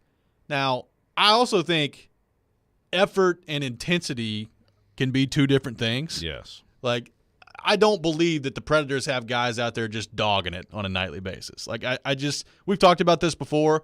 I think if you do that, especially in the NFL and the NHL where there's a physical element to it, I think you're probably going to get hurt. Yeah. So I don't think that that's a huge problem. But we do hear intensity and focus a lot, right? Like, those are two words that John Hines uses a lot. And I do think there is a difference between effort level and intensity level. And intensity I would describe as like taking the extra step and making sure you're finishing your checks. Focus goes into it too. Like, there's a mental intensity that you need to have to make sure that you're making the right play more often than not. And like I said, they're not going to be perfect. I'm not even saying that they're not going to have bad games. It happens at the NHL level. But it just kind of feels like it's an episode of Groundhog Day. I mean, we were going through the schedule, right? So there have been times this year where the Predators have looked really good. I mean, they won 5 out of 6 before the break. There's another time this year where they won 4 in a row, and then they followed it up with 3 losses. Like, it's just up and down and up and down and up and down. And when you do that, that's how you end up where you are in the standings right now, even though you have a Vezina-caliber goaltender. Well, a couple of things. First of all, I agree. Now, that's where this season is, to me, different than the last two. In the last 2 seasons, they had extended stretches. Now, extended stretches are bad, but also of really good. Yeah. The end of 2 seasons ago to get in, and then last year, the first 2 months of the season, they were terrific. So this year, they just have never – this year it's a lot more just smaller ups and downs throughout the year, which I think is – I don't know. I don't know what's more frustrating. It all kind of comes back to the same result in the end, but it's like they just have – that's what I was trying to say earlier. Like, they just haven't put together like a long stretch looking like the team they were supposed to be. Again, they also haven't had the long stretch of total downturn, which is why they're still on the fringe of the playoff. But to Derek's question, so I think you're right, Robbie, like intensity, like effort and quit, these words used too often, and it doesn't really apply. But if you aren't good enough or you aren't as good as you're paid to be or supposed to be or just as the top-level opponents you're playing, that's where like you have to have that to make up for it. So like Ryan Johansson is a guy who like you just want to see him more. Right? Yeah, agreed. I mean, Forsberg is a guy we've talked about over the years. I mean, go back to Laviolette. When he plays that power forward game, he's more effective, right? Duchesne this year, I mean, it's been talked about openly. Like, you got to be more of a direct line player. Some of it is your Nylander example. Some of it is just making choices to go to those places. Yep. You got to get to those places or you're not going to, you're not going to produce enough. So, yeah, I think effort is not quite it, but it's like I think they have to compensate for the fact that they actually aren't that good. I mean, they aren't as good as they're supposed to be. Dustin from Hopkinsville says it's one game. They were looking much better before the break. Chill. I mean, I think that's. Hey, I'm glad that there's still people saying stuff like this, but I am man, too. But look, that's Duchesne-ish. But it's not one optimism. Game. We're right. 49 games in, guys. Yeah. Like, and this has been what it's been the whole year. Again, I'm not asking them to go win 12 in a row. I don't think they can do that. But it's just the same stuff that we keep circling back to here. That's the point. Now, look, they do have everything I've just said, I believe. They do have quite the opportunity coming up because you look at the schedule for the rest of the month. They got Philadelphia on the road. Philadelphia's not very good. The mighty Arizona Coyotes coming in on Monday. And you got Boston, who's the best team in the league. Other than that, You got Florida, who's not in the playoffs, Minnesota, who's struggling lately, Vancouver, who's not in the playoffs, San Jose, who's not in the playoffs, and Arizona, who's not in the playoffs, before you round it out with Pittsburgh. Like, there's a lot of games this month, for the rest of this month, that they should win. Can they do it? Like, can you get yourself to a level where even if you don't completely have it, you can win some of these games? Because so far the answer to that question for the most part this year has been no. Like, you're not going to have your A game every night. I understand that. But can you get yourself to a level where even if you don't have it, you can win the games you're supposed to win? That's what good teams do. Yeah. There's plenty of opportunity here. And I do think, going back to the Hines conversation, and this is where I can't figure it out, because like, it's the same guys, same coaching, same everything, and the power play is just, I guess Hines said he was happy with one of them the other night. I know one of them the other night was atrocious. Yes. Like, it was just like Keystone Cops level. But that, to me, that's it. It's and like Hines said, when you do get that going, then those key guys you're depending on, now they got a little more jump. They get some production from that, right? It feeds so much. To me, that's going to – I'll say it right now. If they figure out the power play and they're top half of the league from here to the end, I think they'll get in. And if it's the same thing we've seen all year, they will not. Yeah, I think – a lot of it does boil down to that. It's just the comments that have been made to sum all this up, of the intensity level not where it needs to be. Well, maybe this is the best thing that could happen for us. It's like, why does it always feel like it takes something like that to get you going? I just don't understand that. And that's been something that has bothered me about this group. But like I said, you got Philly on Saturday. You got Arizona next Monday. You got Arizona again this month. Minnesota, who's not playing well right now. Florida's out of the playoffs. Now, Florida's out of the playoffs. I still think they're pretty good. They're a talented team. They're very talented. But I say all that to say there are very winnable games on your schedule this month that you need to take advantage of.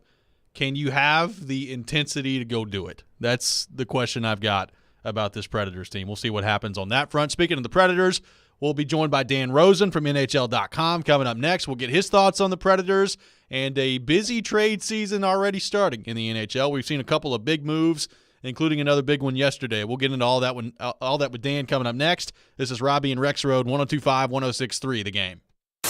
Hey, I'm Ryan Johansson, and this is Smashville. Back to Johansson, and Johansson tips it in with one hand on the stick. You're listening to the flagship of the Nashville Predators radio network, ESPN 102.5, The Game. Now is a fantastic time to sell in Nashville, but you can't do it without the intel. And no one has better intel than the Gary Ashton team. You may be wondering, what is this intel I keep hearing about? Intel so you can sell your home without any staging or showings. Intel on where to find your next home so you can sell your current one while the market's hot. Intel that helps you win the buyer battle and cash in on your home equity now. Everyone else is getting the same information and competing for the same properties. GaryAshton.com gives you the edge with the best real estate intel in Nashville. No one else even comes close. Plus, the Gary Ashton team is the official real estate agent for the Preds. Get the confidence to sell your home and find your dream address without the stress. Call the Gary Ashton team with RE/MAX Advantage today at 615-301-1650 or visit GaryAshton.com. And remember, don't sell without the intel. The National Wild Turkey Federation is celebrating 50 years of conservation delivery during this year's convention and sports show, set for February 16th through 18th at Gaylord Opryland Resort and Convention Center in Nashville, Tennessee. Come celebrate the golden anniversary with members, volunteers, partners, and countless outdoor enthusiasts. You can expect the same great nightly events, quality entertainment in the watering hole, and the latest gear from more than 450 companies featured in their exhibit hall. For more info, go to nwtf.org. Signs First, Nashville's trusted vehicle wrap and graphics one-stop shop. From one-off custom applications to entire company fleets, Signs First delivers superior quality both locally and nationally since 1991. Be creative. Get noticed. Signs First. Go to sfnash.com. Join 102.5 The Game and the Preds Energy Team at 3rd and Home in Germantown this Saturday as your Nashville Predators take on the Philadelphia Flyers. Puck drops at 11:30 a.m. Enjoy game day specials and a chance to win tickets and prizes. Go Preds! 102.5 and 106.3 The Game is live and local. And now, let's meet the starting lineups. Robby and Rexrode 6 to 9. You are talking about a team that's building a roster. Jason Michelle 9 to 11. He's still under contract. It's not always X's and O's. Caroline, Willie, and D Mace 11 to 2. Trades, free agents. Let's get it going. I think this is a good hire. And Stillman and Company 2 to 6. I can give you one of the best coaches in the league. And don't forget, we're your home for all things Nashville. He scored!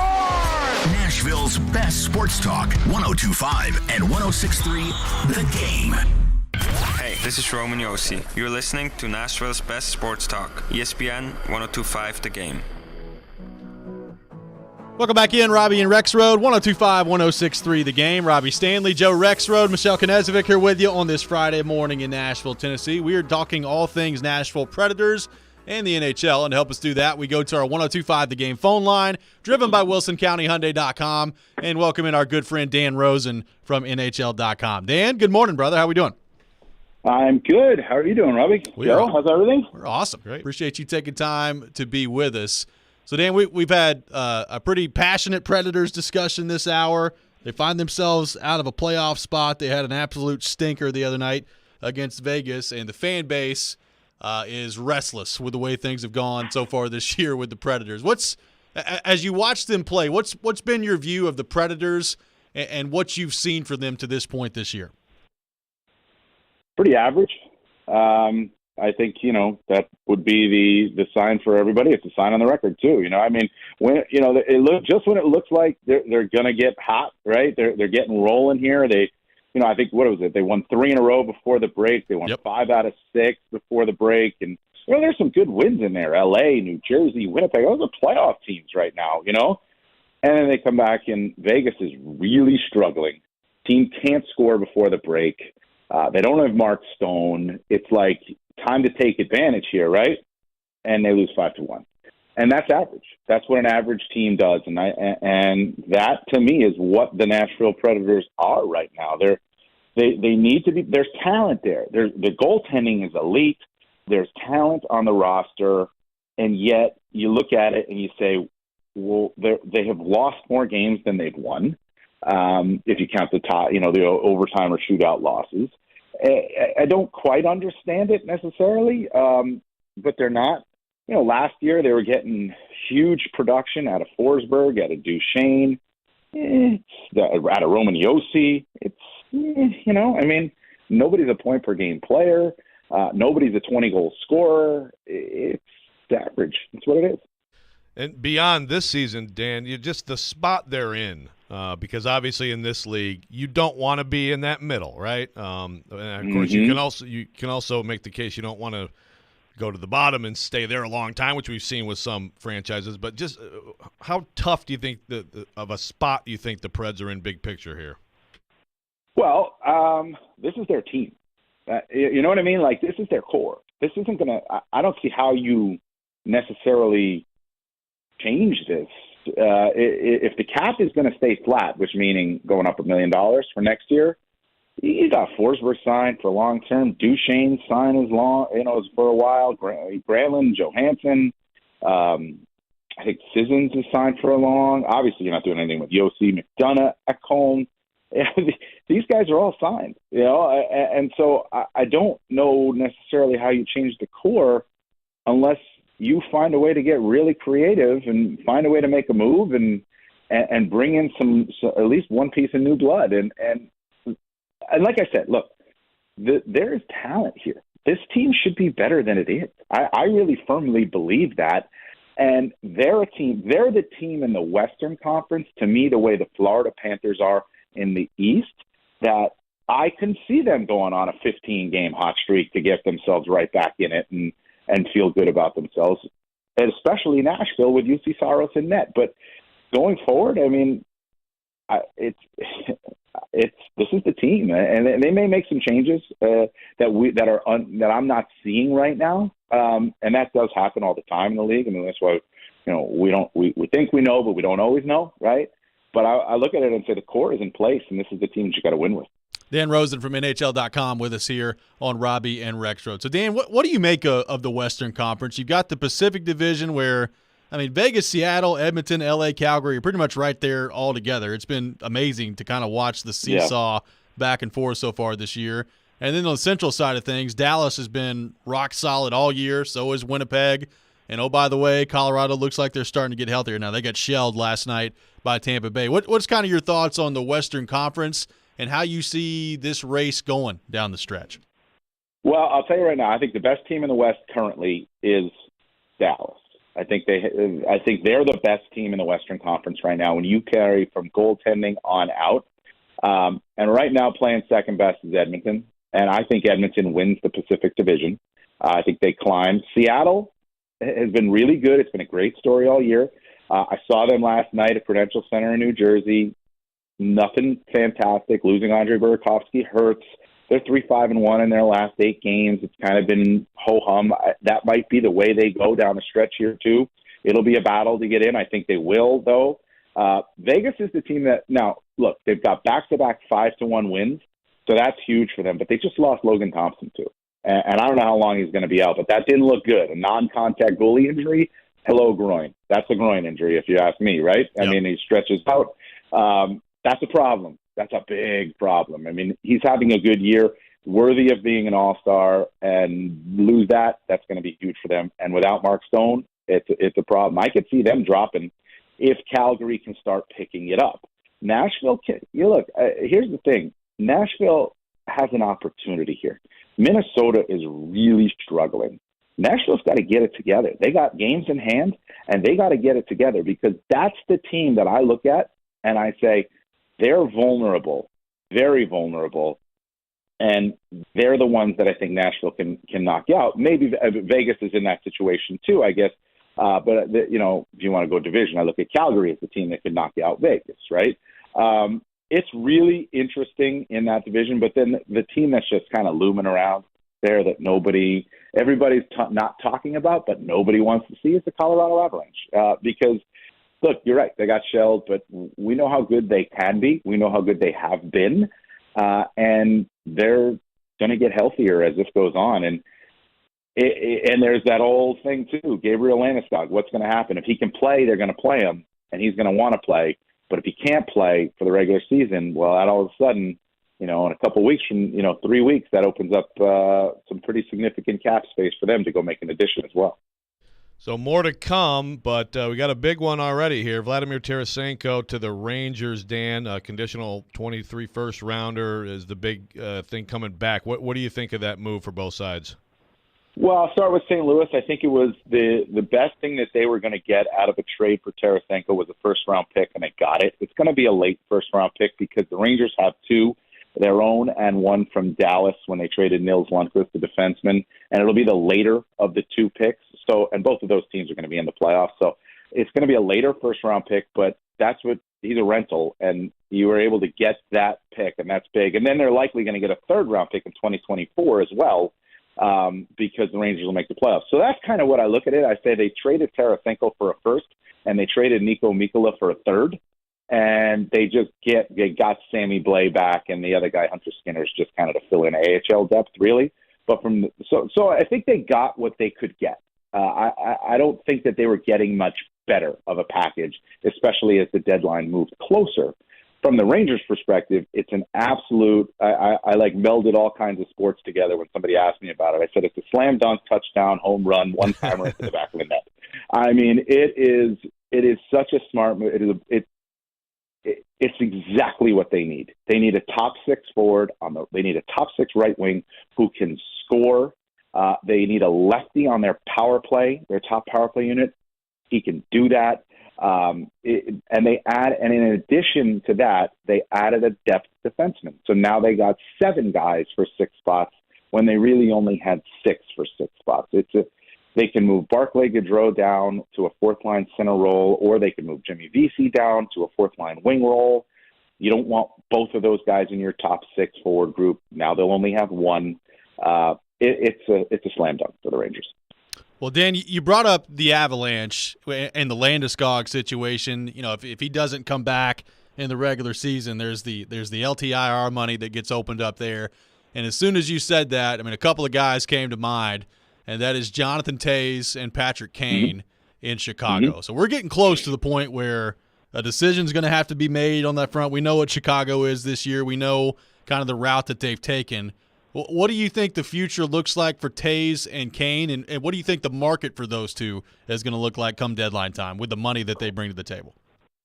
So it's interesting. I think the market for Kane is going to be higher than the market for Toews just because Kane has been, for a longer period of time, a more productive, better player and whatnot. I actually think Jonathan Toews can be more of an impactful player for a team that's contending that needs to fill a role. Like I look at Colorado, like you were saying, they need a second-line center. They haven't had one. Nazem Kadri left. They need a second-line center. Jonathan Toews or Ryan O'Reilly, right? Either one of those guys fits perfectly in that role. Patrick Kane, you're a contending team short of a team like, say, the Rangers, who've now filled that spot. I'm not saying he can't be an effective player. There's no question he can be. He is an effective player. But you're jamming in a wing in your top six, and that's a little bit different than looking at the absolute need for a center. So I think Toews will come maybe a little cheaper than Kane, but he might be a little bit more impactful, especially in the way he wins faceoffs in the D zone, kills penalties, can play on your power play. He's just a little bit more of an impact across the game, whereas Kane is the impact of taking you out of your seat and doing amazing things, and you absolutely have to pay attention to him on the ice if you're the opposing team. So that's going to be interesting. But Colorado, to me, look, Landeskog's going to play if he can play. You guys know this. That's hockey play. Like I firmly believe the Kucherov situation from a couple of years ago. Like, dude couldn't play. Like, he was coming off a major hip surgery, and he came back when he could come back. The timing just happened to be the way it was. And I think Landeskog, if he can come back on March 27th, whatever it might be, then he's coming back on March 27th. Good luck telling Gabriel Landeskog, no, you got to hold you out to the playoffs. Not going to happen, right? But if he can't go, then yeah, it makes a big difference for them. I think they find a way to get a number 2 center either way, and I look at Toews and Ryan O'Reilly as the perfect options for them. I got one more for you. How about Timo Meier and the Devils, perhaps? Yeah. You like that? I love that for the New Jersey Devils. I really do, and it I was at the game last night, and during the national anthem, somebody actually screamed in like a pause in the anthem, like, "We want Timo." It was kind of weird. It was a little bit weird, but you know what? Like, yeah, I think he makes so much sense for them that they have the prospects to trade. The only one that I wouldn't trade is Luke Hughes. He's untouchable for me. There's comparisons now being made to Cale Makar when he came into the league. I think that's a stretch, but when you're getting those comparisons, you're not trading that guy. But everybody else saw their prospects, even Nemec, who was the number 2 pick in the draft. Like, if you can get Meier and you can sign him to that long-term deal, I think that's huge, and I think that's exactly where the Devils need. Right now they need it. Jack Hughes is going to come back. You get that infusion, big power forward type player, scores a ton of goals, right? That's huge for them. The question then becomes, what's the cost for Jesper Bratt and Timo Meier? And you might have to not be able to sign Bratt if that's the case, unless you can figure it all out, right? They do have some money coming off their cap, and who do you trade back? Things along those lines. So I think it could work out that they could get both of them, especially when you consider the cap is going to be going up significantly, not maybe next year, but the year after that. Meier to them just makes a ton of sense, especially with what they can give San Jose in return. Well, Dan, great stuff as always. We really appreciate you taking time to be with us this morning. Have fun. Going to be a wild next couple of weeks leading up to the deadline, and we'll talk to you soon. All right, thanks, guys. Appreciate it. Absolutely. Dan Rosen from NHL.com, our guest here on Robby and Rexrode. We'll take your thoughts, 615-737-1025. The Rex Rant with Joe Rexrode coming up next. Let me tell you about my friends at FanDuel Sportsbook. This year, the only app you need at your Super Bowl party is FanDuel, America's #1 sportsbook. You can download FanDuel now and use promo code ROB so you can bet Super Bowl 57 with a no-sweat first bet. You get up to $3,000 back in bonus bets if your first bet doesn't win. FanDuel lets you bet on everything from the money line to point spreads to who will score a touchdown. I'm going with Philadelphia, and I'm going with Jalen Hurts as an anytime touchdown scorer running the ball. You can take it any way you want to take it, all on a top-rated sportsbook app that's safe, secure, and super easy to use. Best of all, you can get paid your winnings instantly, so join FanDuel today with promo code ROB to claim your no-sweat first bet on Super Bowl 57. Make every moment more with FanDuel, official sportsbook partner of the NFL. Must be 21 or older and present in Tennessee. First online real money wager only. $10 deposit required. Refund issued as non-withdrawable bonus bets that expire in 14 days. Restrictions apply. See full terms at FanDuel.com/sportsbook. Got a gambling problem? Call the Tennessee Red Line at 1-800-889-9789. White 85! Every team needs a quarterback. White 85! Take! That's why we have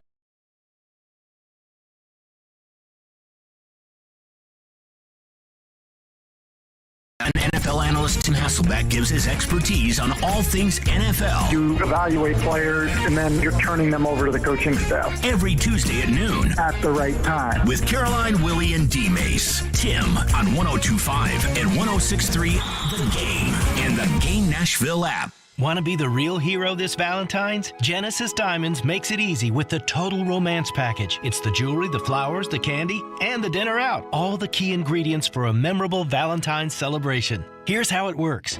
When you buy any piece of jewelry for just $99 or more, we'll give you some gourmet chocolates, a bouquet of flowers from Jenny's Flowers, and a gift card toward dinner at STK Steakhouse. We've pulled together some wonderful Valentine gift ideas for the occasion. Rings, earrings, pendants, bracelets, bands, affordable timeless gifts she can enjoy for years. And of course, if you're thinking of getting engaged this Valentine's, Genesis can create the ring of her dreams with our dazzling GIA diamonds and designer mountings. Unlimited possibilities. So bring the sparkle and the romance with one-stop shopping at Genesis Diamonds. Spend just $99 or more with us and get the flowers, the chocolate, and gift card for dinner as our gift. Happy Valentine's Day from Genesis Diamonds, Green Hills and Cool Springs. Limited quantity. See store for details. Bar Lines in the Omni Nashville Hotel. Hey Nashville, Chef Phillip at Bar Lines at the Omni Hotel. Come try some of our new menu items like the Nashville Hot Fish and Chips, Nathan's Hot Dog Burn Ends, or the Nashville Chicken Jam Band. Go Preds. Attending an event downtown? Dine at Bar Lines in the Omni Nashville Hotel. Heart of my heart, I love you. This year, give your Valentine a gift she'll never forget. A song of love delivered in person by a barbershop quartet. At home, at work, anywhere in the Nashville metro area. To book your singing Valentine, call 615-200-6193 or go to musiccitychorus.org. That's 615-200-6193 or online at musiccitychorus.org. Meet Joe A, Hi. Joe B, Hello, and Joe C. What's up? 3 everyday Joes perfecting their banking with Chase. Joe A is locking his lost debit card with the Chase mobile app. Joe B is cruising toward his new ride with AutoSave. And Joe C's Chase banker is helping him budget to go back to school. Tools that help protect, support for what's next. One bank that puts you in control. Visit chase.com/checking. Chase, make more of what's yours. Chase mobile app is available for select mobile devices. Messaging and data rates may apply. JP Morgan Chase Bank, N.A. member FDIC. One is smart. This has just been a constant trend for this team. One is funny. That's right. Funny looking, maybe.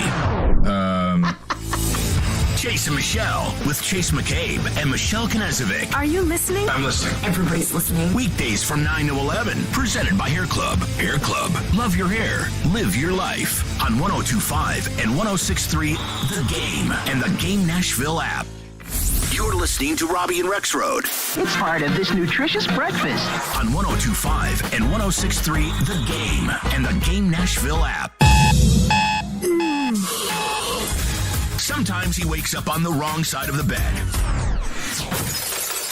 And sometimes he's just, well, Joe. Awkward moment, let's do it. This is the Rex Rant. Now on Robby and Rexrode. Glorious. It's so stupid. It's a terrible song. I mean, I know it was some pro wrestling song, but like enough. And it is that time of the day, time for the Rex Rant with Joe Rexrode. You can check it out every morning at 7:45 here on the program. Joe Rexrode, I turn things over to you. Okay, you ready for me to be like a total entitled? See, I think you should have kept the. Good Robby said we should clip that up. Then you end it. I know. Don't listen to him. I want little sandwiches. You did a great job. Don't listen to him. He wants little sandwiches with the crust cut off. I want the crust cut off my sandwiches. That's right. See, if you've seen the movie Spinal Tap, Nigel's in the dressing room. Like, why? Look at my little sandwich. Why can't I fold my sandwich correctly? But you haven't seen it. Joe, you should talk in a British accent for the entire show. The whole time. Be great. We had the accent show when Brian Kelly made that possible. So maybe we can do it again sometime. Let's the summer can get. Well, we need Brian Kelly to get a second win, to get down there and start talking like he's Foghorn Leghorn again. That'd be great. So today I'm going to take an opportunity to make a 2 straight days of rant about basketball. Here we go. But I intentionally did this because I want to react in real time, because I know some of them. Okay, like I'm aware of some of them because they're huge, but I wanted to read and just try to understand all the different things that happened before the NBA trading deadline in real time, because it's like, holy crap, the stuff that is going on in the NBA. So let's see, what do we have? Nets, Durant to the Suns. Okay. Clippers get Eric Gordon, trade John Wall. So John Wall is in Houston now? Houston again. Oh, my goodness. Okay, Beverly's out of L.A. They get Mo Bamba from the Magic. Let's see. Yeah, Sadiq Bey going to the Hawks. The Pistons get James Wiseman, so the Warriors have given up on him. But then the Warriors get Gary Payton back, which is a great move, by the way. I got a feeling about the Warriors, okay? I'm just telling you guys. always do. But you know what I mean? But then we got Kyrie in Dallas, which is just going to be – I mean, it's a total disaster at some point, but it's going to be amazing to watch. It's going to be fun. It's going to be fun. I mean, KD with the Suns, holy crap. How about the Bucks getting Jay Crowder? I like that. 5 picks, but Jay Crowder for the Bucks, I like that one too. There's one thing. What am I missing? I'm missing some. Russell. Yeah, then you got the whole Russell Westbrook thing. Where the heck is he? Utah. Jazz. Yeah, the Jazz. Moment. Okay. They'll probably buy him out, though. And then he may just end up wherever. Like some contender may try to grab him too. Come off the bench, yeah. And then the Lakers look like – okay, so the Lakers are sitting here with, Mo Bamba. Is that it? Is that all that they've acquired? Russell's out. They got your boy D'Angelo Russell, yeah. And thank you. That's the one I was forgetting. D'Lo, who, I mean, is one of my least favorite players. I can't stand – talk about the ball sticking. But, he's pretty good. I mean, it's just the NBA trading deadline is you can't touch it. Like, it's unmatched. I mean, I think, baseball and hockey can be pretty good. The NFL used to be non-existent. It's a little bit of something now. I mean, it's a little something. It's better. But the NBA is, holy crap. I mean, it's just – and I go back to the Pistons 19 years ago when they grabbed Rasheed Wallace. It's like, oh, they're going to win the whole thing. And they did. They did. Yeah, this makes the difference. I mean, how many times has a big trade at this time of the year led to a championship? If anybody, I don't know, but it has happened. I got a text that says it feels like the NBA season doesn't matter until after the trade deadline. I mean, kind of. There's a lot of shifting that goes on. There is one narrative that I've seen out there that I want to put the stop to right now, and that is like I've heard well, with Kevin Durant in Phoenix, could they be better than the Golden State Warriors with Kevin Durant a few years ago? And I'm like, what are you talking about? Who said that? I've heard it a couple of different spots, asking the question with Chris Paul and with Devin Booker at Kevin Durant. Could they be better than with the Warriors a few years ago? And I'm like, don't get Joe going. Why don't they win one title? Yeah. Then we can start doing that. How about they do something? Yeah, let's see them do something. I mean, it's a nice collection of players. But you're talking about a dynasty, folks. A dynasty, okay? The Suns, we'll see. And Matt Ishbia, hey, buddy Matt Ishbia, good job, buddy. Won a national championship with Michigan State in 2000.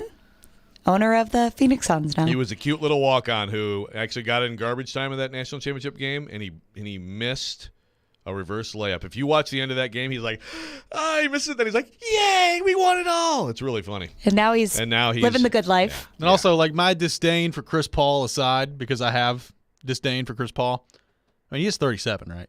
He's 37 years old. So it's a little bit different than Steph Curry at the age of 28. And 29. Look, right. I mean, for sure. And also, I I mean, look, Bridges and Johnson, those are really important role players for – I mean, I understand you're loading up, you know? So I get it. I think it's worth a try because they weren't really trending, you know, to be in there. But those are really important role players. That's why I liked what the Warriors did because they got their key role player, and now they're like – they got a straight-up, you know, go guard him defender that they've been missing this year. Now Ben Simmons is all alone in New York. Yeah, have fun out there, buddy. Yeah, how about that? Yeah. It is true, though. It's like every year, it's like the first part of the year is just sort of like seeing how it's going, and then, all right, now let's pick our teams. Yeah. Yeah. I got a text that says, Joe, you forgot the most important one. Grizzlies got a legit three-point shooter in Luke Kennard. No, you know what? I do like that. I do like that for the Grizzlies. They need another shooter.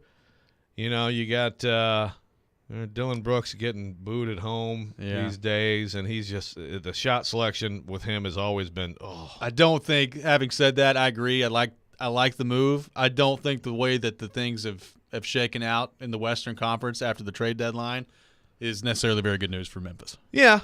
Well, I mean, they're not playing well right now. Yeah. So, but I still think that at their best level, and if they can weave him in, I think they can be in there. I feel like they still do need and have needed somebody on the wing that can match up better with the LeBrons and the KDs and those players. Obviously, I mean, nobody's LeBron, nobody's KD. I get that. They need better on the wing than they've got right now. Yeah. I think that's going to be a big problem come playoff time.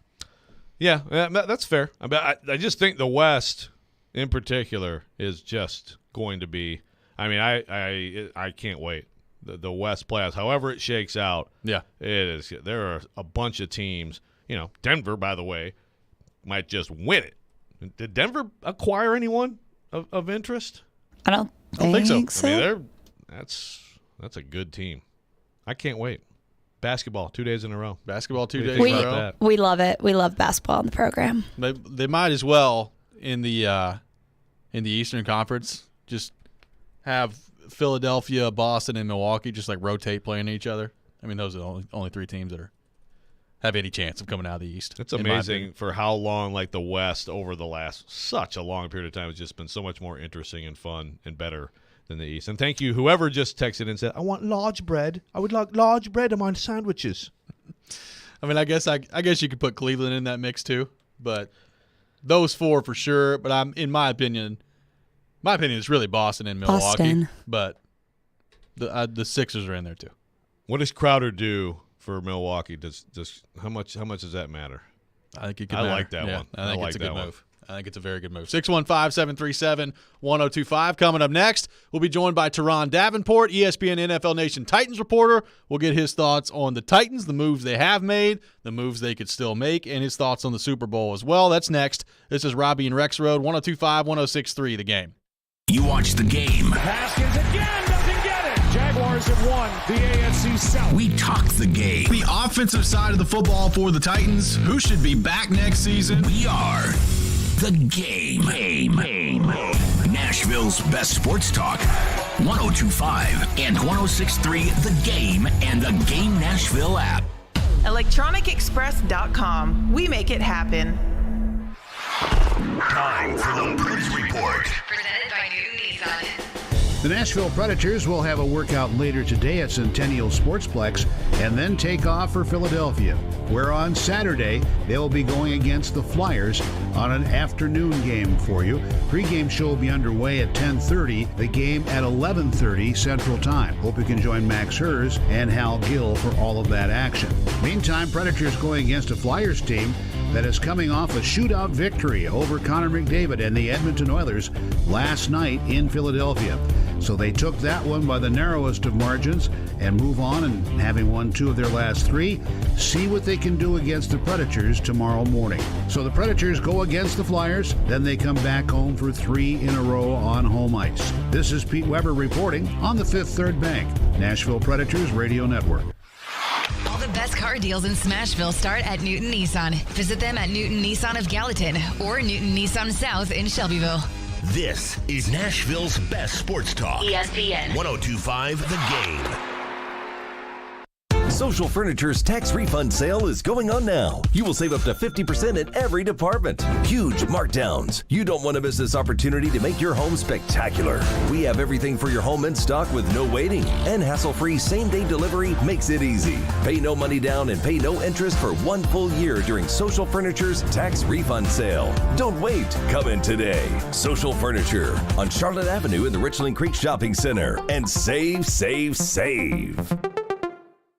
Actor portrayal. Hi, I'm Diane, and my husband Jack has low testosterone. Hi, I'm Jack. I knew something was wrong when I went from feeling energetic and youthful to tired all the time and not sleeping well, putting on belly fat, and my sex drive just dropped. The fun, active Heartland lifestyle we always enjoyed was disappearing. Then our sex life declined, and eventually we just stopped. I had to do something, so Diane and I went to the sexual health specialist at Tennessee Men's Clinic. We learned that nearly half of men over 50 suffer from ED and low testosterone. It was refreshing to hear that one size doesn't fit all. They have a variety of therapies depending on age, medical condition, and lifestyle. He's back to the man I fell in love with. My energy's back. Our intimacy is better than it's been in years. I can't thank Tennessee Men's Clinic enough. Your first visit to the Tennessee Men's Clinic is only $99. They have multiple treatment options for low T and ED. Book your appointment today. Call 615-208-9090 or book online at TennesseeMen'sClinic.com. Visit our website to learn more, including side effects. Treatments extra, results vary. Dell Technologies President's Day business event starts now with deals to power America's doers and dreamers. Save on select performance business PCs powered by 12th Gen Intel Core processors. Don't forget special pricing on the latest monitors, docks, and accessories, plus free shipping and special financing with Dell Business Credit. Call a Dell Technologies advisor at 877-ASK-DELL for President's Day deals. That's 877-ASK-DELL. 877-ASK-DELL. Your Game Center update. The NFL honors were last night in Arizona, and Titans' Derrick Henry was there as a Walter Payton Award nominee. Some of the highlights were Patrick Mahomes winning this year's MVP, Brian Daboll Coach of the Year, and Geno Smith Comeback Player of the Year. The Tennessee Titans are still looking to find a running backs coach, and Adam Pac-Man Jones joined Stillman & Company from Arizona and spoke on the status of this team. Titans just a team. They got a really great running back. Tannehill is a Andy Dalton. He can't beat you with his arm. What'd you think about Tannehill when you played against him? He couldn't beat us. Mm-hmm. He got one. He used to throw the deep ball pretty decent, but like he's not elite, but he's not trash. Mm-hmm. He's in that class of the BC. Mm-hmm. Baker Mayfield, Derek Carr, Kirk Cousins. Mm-hmm. Yeah, and Kirk can throw the ball everywhere. He just don't have no nuts. The Predators are back in action Saturday from some morning hockey in Philadelphia. Puck drop at 11:30. This report is brought to you by the law offices of Amanda Gentry. I'm Michelle Konezvik for 102.5, 106.3 The Game. For more, follow us on Twitter at 1025 The Game or visit thegamenashville.com. Live from the Hiller Plumbing, Heating, Cooling, and Electrical Studios.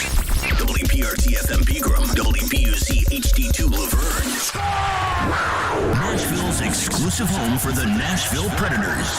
102.5 and 106.3. A gunny performance. Do your job. And the Tigers regain the lead. The Game. A Cromwell Media Station. ESPN's Turon Davenport, Talking Titans, now on Robby and Rexrode on ESPN, 102.5 The Game, and the Game Nashville app. And it is that time of the week. Time to go to our 102.5 The Game phone line, driven by WilsonCountyHyundai.com, and welcome in our man Turon Davenport, ESPN NFL Nation Titans reporter and host of Talking with TD. TD, good morning. How are you doing? Hey, good morning, man. How you guys doing? We are great. Appreciate you taking time to be with us. So, TD, we got a lot to get to with you here today on the show. We'll get to the Super Bowl and your thoughts on that. Let's start on the hiring of Tim Kelly as offensive coordinator. What did you make of that move by the Titans? What did you make of the timing of the announcement of Tim Kelly being named OC? Yeah, no, I think it was a good move. I think it was one where they had continuity in mind, obviously, and the timing is really interesting because, I mean, at the end of the day, they needed to get something done before the combine started. So one of the things that I thought was good about this move is you got a guy who already knows the personnel, right? So you don't have to go through that onboarding process with a new coordinator. So I think that's a positive thing from a timing perspective. And, hey, man, I look at it this way, right? I always look at things with the glass half full, you know. So what I'll say is this. A wise man always learns from the mistakes of others. So I think, him having been in the building, I think that's a good thing. And he can look at some of the things that they did incorrectly and look at how to improve upon this. Yeah, so TD, I heard you talking with Jared, the idea of, of course, Vrabel has said a few times, talking to numerous people, things like that, and we don't know about many actual interviews, but I still kind of view this situation as, the Titans at least having some legitimate interest in, like, the Kansas City guys at least. And I do wonder if the timing maybe suggests that, there was word back that there was no interest the other way. I don't know. Do you feel like there was, again, not that they talked to a bunch of people, but that there was legitimate interest to possibly go outside, or do you think it was just going to be Kelly all along? I thought it was going to be Kelly all along, and I agree with Stillman early in the process when he said that it would be ideal to promote Kelly as the OC and then bring Charles London in as a pass game coordinator. So I think that's really something that from the jump was the objective, and they went ahead and they did it. And you got your collaboration, right? Because you got the pass game coordinator, you got a pass game analyst, you got a run game analyst, and then you have multiple position coaches. So it's definitely collaboration on offense. TD, what do you make of, and we've talked with you about this before, you asked Vrabel about it a few weeks ago, the analytics, the Titans, that conversation. Obviously they made a hire the other day that we talked about with Brinker coming in from the Packers.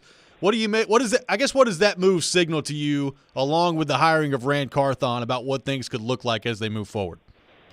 Yeah, well, it's funny because, you mentioned analytics, and one of the things that the old curmudgeon type of football people like myself and Mike Vrabel and various others, that they'll say, well, analytics, that's something that has been used in the past. They just call it a tendency. So I think when you look at all of that, as far as formulas and algorithms being placed on football, it's not something that classic football coaches like to use, but it does give you some type of supplement. And I think Rand Carthon, he explained how Elijah Mitchell, the formulas and everything that gave him a belief that he was the best outside zone runner. And here it is, the guy rushed for 900 yards as a rookie, 6th-round pick. So I think you're going to see more analytics just mixed into the program.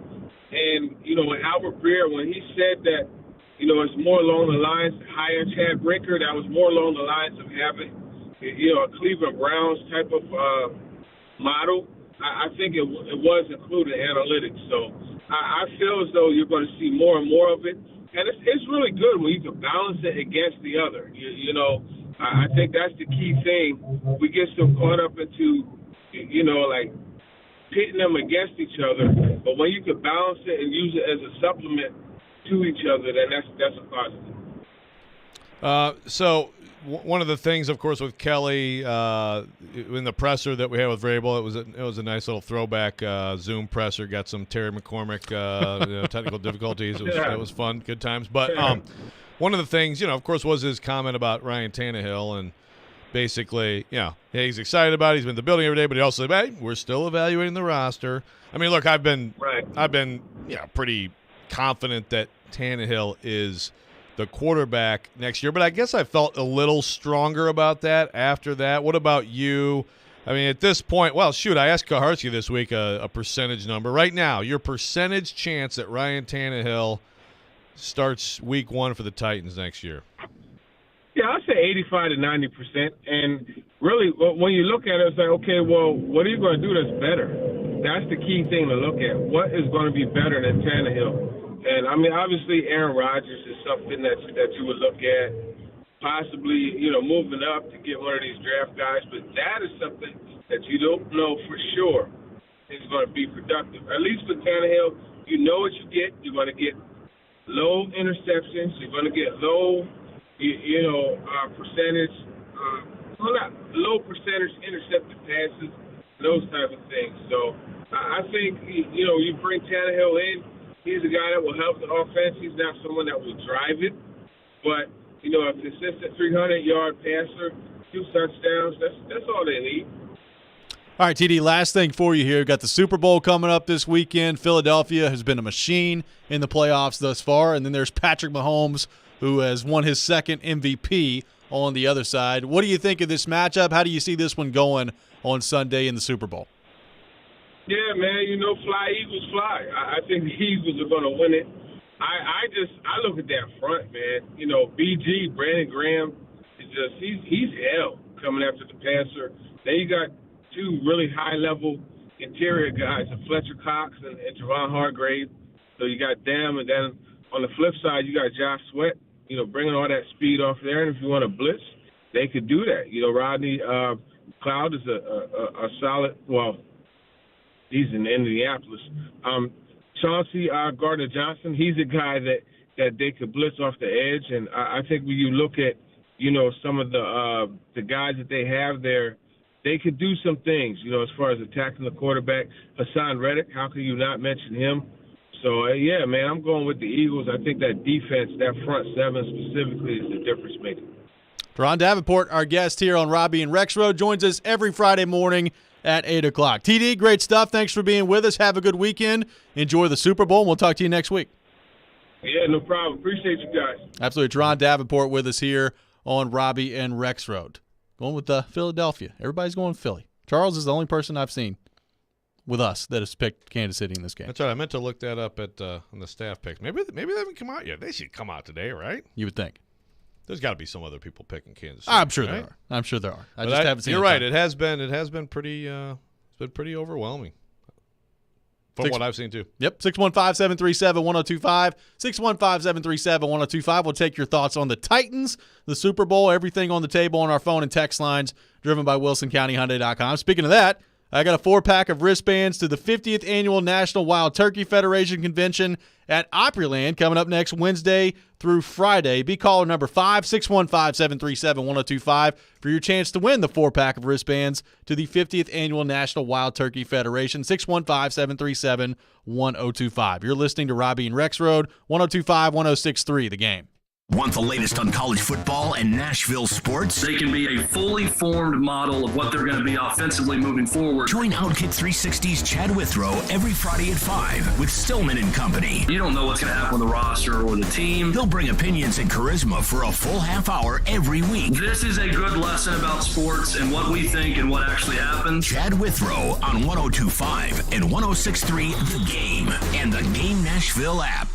Middle Tennessee, you can count on an award-winning service team for all your home maintenance and improvement needs. Lee Company, we're A+ rated with the Better Business Bureau and trusted by thousands of homeowners in our community. Our team is ready to assist with all your home maintenance projects, heating and air conditioning, plumbing, electrical, appliance service, and more. Experience the convenience of calling one phone number for all your home maintenance needs. Call Lee Company today at 615-567-1000 or visit leecompany.com. Here's a Valentine's reminder from Genesis Diamonds. It's not just the thought that counts, it's the effort too. So let Genesis Diamonds turn your Valentine's Day gift into a grand romantic gesture with our Ultimate Valentine's Day package. Right now, when you spend just $99 or more at Genesis Diamonds, we'll give you gourmet chocolates, a bouquet from Jenny's Flowers, and a gift card toward a romantic dinner at STK Steakhouse. It's just one stop at Genesis Diamonds and you create a total romantic experience. You simply choose which ring, pair of earrings, or bracelet or sparkling pendant best matches your special someone, and we'll take care of the rest. And as always, we'll guarantee the best value price with no commission salespeople. The Ultimate Valentine's Day package. Jewelry, flowers, dinner, and candy from Genesis Diamonds. Sure does make it look like she's worth the extra effort. And that's the thought that really counts. Hurry in now because packages are limited. Genesis Diamonds in Green Hills and Cool Springs. Get in zone, AutoZone. Welcome to AutoZone. Thinking about gas mileage? If your check engine light is on, it may be affecting your MPGs, but the free AutoZone Fix Finder service can help. With the most complete free warning light report backed by technician-verified fixes, you'll know what's affecting your gas mileage and more. And you don't have to drive too far to find the fix. The free AutoZone Fix Finder service is available at all 6,200 stores. Get in the zone, AutoZone. See details at AutoZone.com. Lowe's always has more ways for you to save. On top of our everyday low prices, pros can save big when buying in bulk. Or if your purchase is over $1,500, ask about our Volume Savings Program. A pro associate can provide a customized quote. Ask about our Volume Savings Programs today. It always pays to be a pro at Lowe's. While supplies last, minimum purchase required. Selection varies by location. Lowe's reserves the right to limit quantities. Volume discount pricing quotes are valid up to 7 days. Visit your local pro desk to learn more and start saving. Offers subject to change and may not be available in all Lowe's stores. Texting enrolls you in a recurring automated marketing text messages. Consent not required to purchase. Message and data rates may apply. Nice run. It's great being back out on the mountain. You sort of disappeared for a while. Everything okay? Between you and me, it was lower testosterone. Lower T? Yeah. The doc told me once you hit 40, your body has less free testosterone, and that can make it harder to stay in shape. That's why I started taking Nugenix Total T. It's made a huge difference. Oh, I've seen that on TV. Is it for real? For sure. It's the #1 doctor-recommended testosterone booster. It boosts free and total testosterone levels to help you get back the drive and energy from your youth. My wife, my boss, my kids, everyone has noticed a change in me. Do they still give out complimentary bottles for people to try for themselves? Yes, just send them a text. Guys, text DANDY to 321-321 right now for your complimentary bottle of Nugenix Total T. Nugenix is the #1 selling testosterone brand at GNC and Walmart. Plus, text now and we'll include a bottle of Nugenix Thermo, our most powerful fat incinerator ever, to help you get back in shape fast, absolutely free. Text DANDY to 321-321. That's DANDY to 321-321. Anyone want to tell me what happened? Did you miss any of today's show? It's okay. It's fine. Don't worry. Subscribe to the Robby and Rexrode podcast on Apple, Spotify, and other podcast platforms, or by going to theGameNashville.com. All right, I'll give it a shot. You're listening to Robby and Rexrode on 102.5 and 106.3 The Game and the Game Nashville app. Join 102.5, 106.3 The Game tomorrow at 3rd and Home, located at 919 3rd Avenue North in Germantown for a Preds watch party as the Preds take on the Philadelphia Flyers at 11:30. Come watch the game, get some Preds swag, and also enter for a chance to win tickets to an upcoming Preds home game. Preds take it on Philadelphia tomorrow at 11:30. Looking forward to that. Thanks to TD for joining us in the last segment. Joe, it is time for another edition of Love Week here on the program. Love Week brought to you by Moments Peace Day Salon and Day Spa in Cool Springs. You have a chance to win a $100 gift card to a Moments Peace Day Salon and Day Spa and be qualified for a chance to win a $1,000 Genesis Diamonds gift card as well. Yesterday on the text line, we did your favorite thing about your significant other. Taking a different approach today. Your least favorite thing about your significant other. 615-737-1025 on our text line. Make sure you text it in. Don't call. Text it in. 615-737-1025. Your least thing. Your least favorite thing about your significant other. This one. I mean, I already know your answer. Ryan from Chicago likes crappy teams. It makes me watch them, right? Actually, my new worst thing is yesterday when I said, let me see if there's any good college basketball games on tonight. And he looked me straight in the eye and was like, yeah, regular season college basketball kind of sucks. And I was like, you didn't listen to the Rex Rant today. Man, that hurts Ryan from Chicago. That hurt bad. Gosh. What are your guys' worst? What would your significant other say about you? Well, yeah, I could say that. I'm not saying my stuff about Katie. No. I have nothing to say. I have no answer. Yeah, that's answer. the winning answer here is I have nothing. No, I meant what would Katie say about you? Well, how much time do you have? Not very much, actually. Yeah. I'll come up with a top 50. Yes. Looking forward to that. Michelle Knesvik, the judge, on the text line. So this one should be fun. Yesterday was fun. This one will be fun, too. Keep it clean, folks. Looking forward to it. 615-737-1025. Thanks to TD for joining us in the last segment. Had a texter that said, did anybody else notice TD was having difficulty coming up with things that Tannehill was good at? He put his percentage chance at 85 to 90%. I mean, it's looking pretty likely that Ryan Tannehill is going to be the quarterback next year. That may have been because TD was at a loading dock with trucks. He was trying to dodge trucks, or I don't know what was going on there. But oh man, no, I don't. I mean, Tannehill is pretty good. He's a good quarterback. He does things well. He doesn't do things as well as the best quarterbacks in the league, but There are some absolute, and I see it, I think, especially with Titans Twitter. I don't know what happens on Titans Facebook, but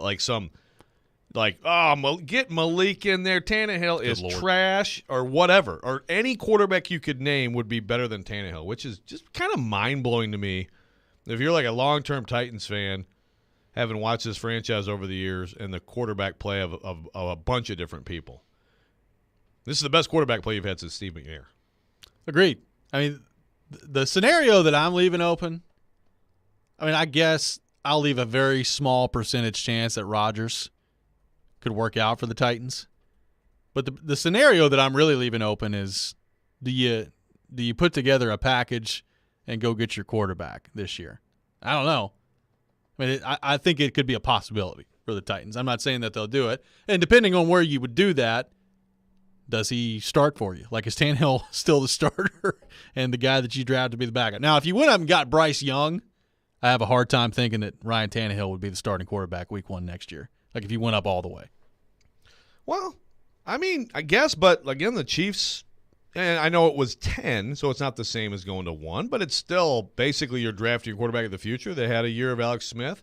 They allowed Patrick Mahomes to have that year and wow everybody in practice with his 80-yard bombs, and then it was perfect. Worked out perfectly. So, I don't know. I mean, Tannehill would probably prefer to be able to go elsewhere and see if he can get a multi-year situation for himself somewhere else. Yep. But I could make the case to have Tannehill. Now, if you did do that and you did move on, well, one, you're putting that rookie in harm's way. How's your offensive line looking? How are your receivers looking? And so there is a confidence thing that you worry about, but you also, that's a fank. Yeah. Right? That's a little bit of a fank, and now you could still be in position to have a good team in 24 and a high pick in 24. The quarterback class is interesting to me. I think most people would agree that it's better than the one from a year ago. I also don't think it's a top quarterback class, at least that we think, by any stretch of the imagination. Like, it feels like to me if Bryce Young was 3 inches taller and a little bit heavier, that there would be no concerns about Bryce Young. I mean, Jordan Schultz was on from the score with Jared yesterday, and that's basically what he said. It was like, if Bryce Young was a little bigger, I think he'd be the consensus number 1 overall pick, and nobody would even question it. He's not. His size is what he is, and there are people asking, is Young the safer bet? Is it C.J. Stroud? Jordan Schultz started talking about Anthony Richardson yesterday, and I get the physical tools. I really do. I mean, that guy just seems like he's so far away from being ready to start an NFL game. How do you take that in the first round? I don't know. Maybe they do. Maybe somebody ends up taking Anthony Richardson in the first round. I don't think he's just a year away. I think he might be a couple years away from being able to start. Yeah, I mean, I agree. I mean, he's certainly not he's not nearly as far along as I'd say the consensus top 3 guys. I totally get people being enamored with what he could be. I won't be surprised if Anthony Richardson goes somewhere in the first round, lower, but somewhere.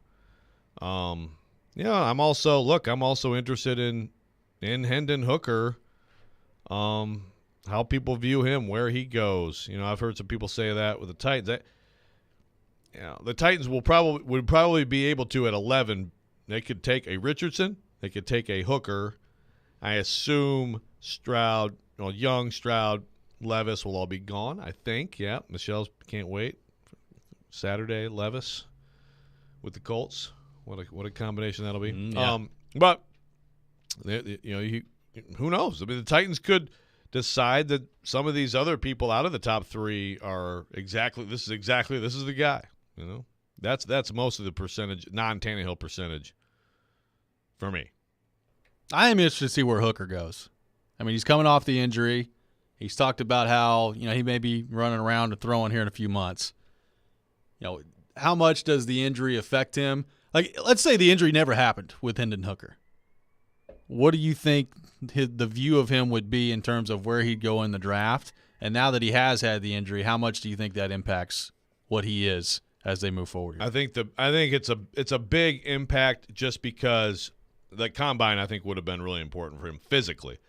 because look, the Art Briles offense just has not produced. It's a very unique offense, and you think about like Bryce Petty. I know RG3 had a great rookie year and he got hurt, but for the most part, like there hasn't been a lot out of that offense that's translated to the NFL. I don't think that means the system won't produce that. I think in the years to come, I think Tennessee is going to have other guys who are viable NFL quarterbacks. But at the combine, you can see Hooker do some things that like he just didn't do much in that offense.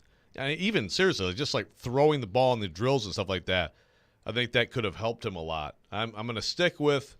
I don't know where he's going to go. I mean, I think probably second or third round, but I'm going to stick with Hendon Hooker as my comparison is Kirk Cousins, and we'll see. I think he could end up being a really nice pick for somebody. Just accuracy, poise, intelligence, and not the huge arm, just like Cousins. Yep. These other guys at the top of the draft, they're going to blow you away with their arms that Hendon Hooker won't. Joe Milton, same thing. But you know what? Accuracy and quick decisions and quick processing and then the leadership too. That's another huge thing to me that compares him to Cousins. I think he could end up being a steal. Well, I would say it's pretty likely wherever he goes, he's probably not starting next year, would be my guess, at least to start with. So, if you're the Titans, if you're another team, if you feel like he could be your starter moving forward, do you jump up? If you're in the second round, do you take that risk on a guy coming off the ACL? I don't know. He's really fascinating to me. I thought he was probably a second round guy anyway, just based on some of the things you just mentioned there. Now with the injury, I'm interested to see what happens there. I do think though, if he gets healthy and he's got his mobility back, which he should, recovering from the ACL, like I think he can be a quality NFL starter. Do I think he can be an elite quarterback? I don't think so. I'd be surprised if that were the case. So that's kind of like Cousins, right? Yeah, exactly. Like I think he could be a quality NFL starter.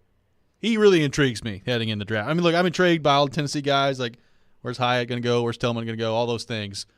Nobody intrigues me maybe in the whole draft more than Hendon Hooker and exactly where he's going to end up. No, it's fascinating. And it's important for Josh Heupel, too. It's important because I promise you, first of all coaches negative recruit, and they all say, hey, you know what? That's a fun offense, but look at the things they do. You can't do those wide splits in the NFL. Like a lot of the stuff they do, it doesn't even translate, Come with us. I mean, that's what Kentucky the week playing Tennessee, real football, as Levis said, right? I mean, players talk about it, coaches talk about it.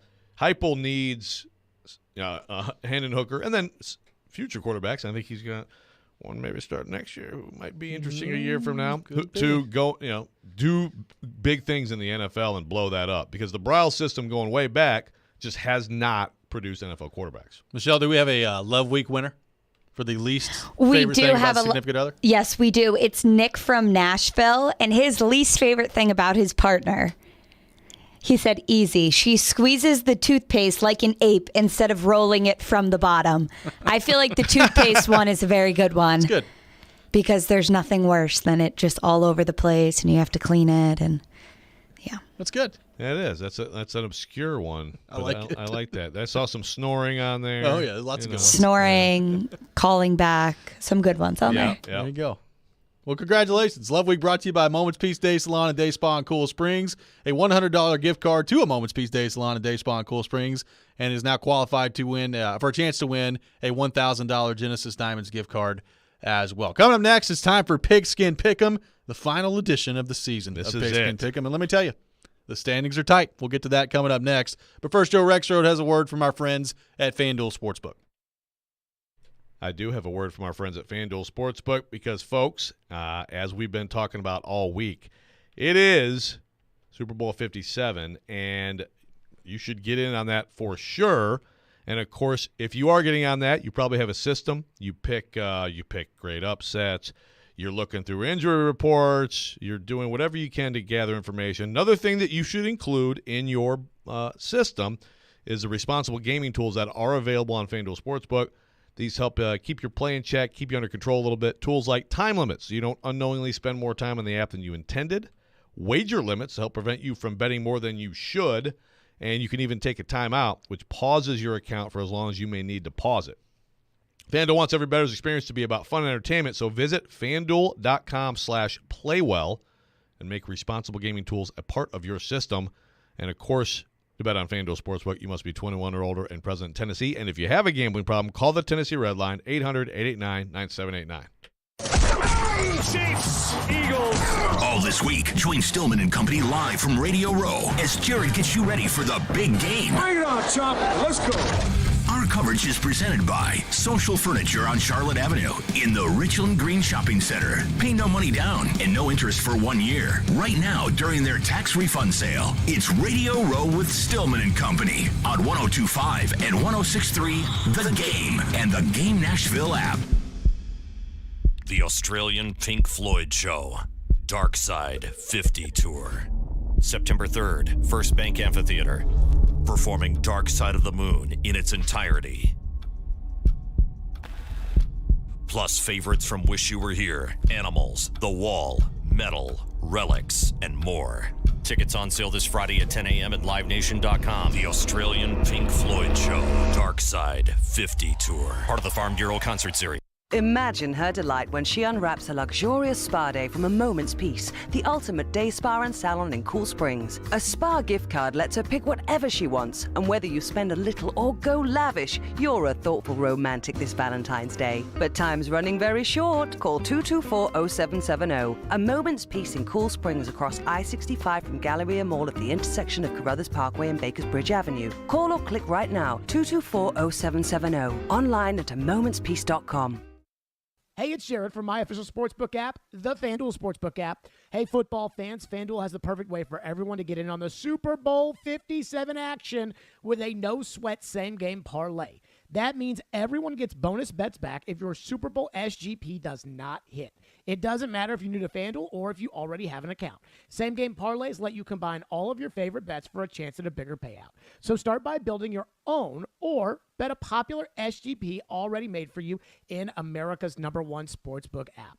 I do think the Chiefs are going to win. Patrick Mahomes is going to be your game's MVP. If you're new to FanDuel, sign up with the promo code JGM when you download the app. Either way, you'll get bonus bets back if your no-sweat same-game parlay doesn't hit. Make every moment more with FanDuel, an official sportsbook partner of the NFL. 21 and older and present in Tennessee. 3+ legs, minimum $1 bet required.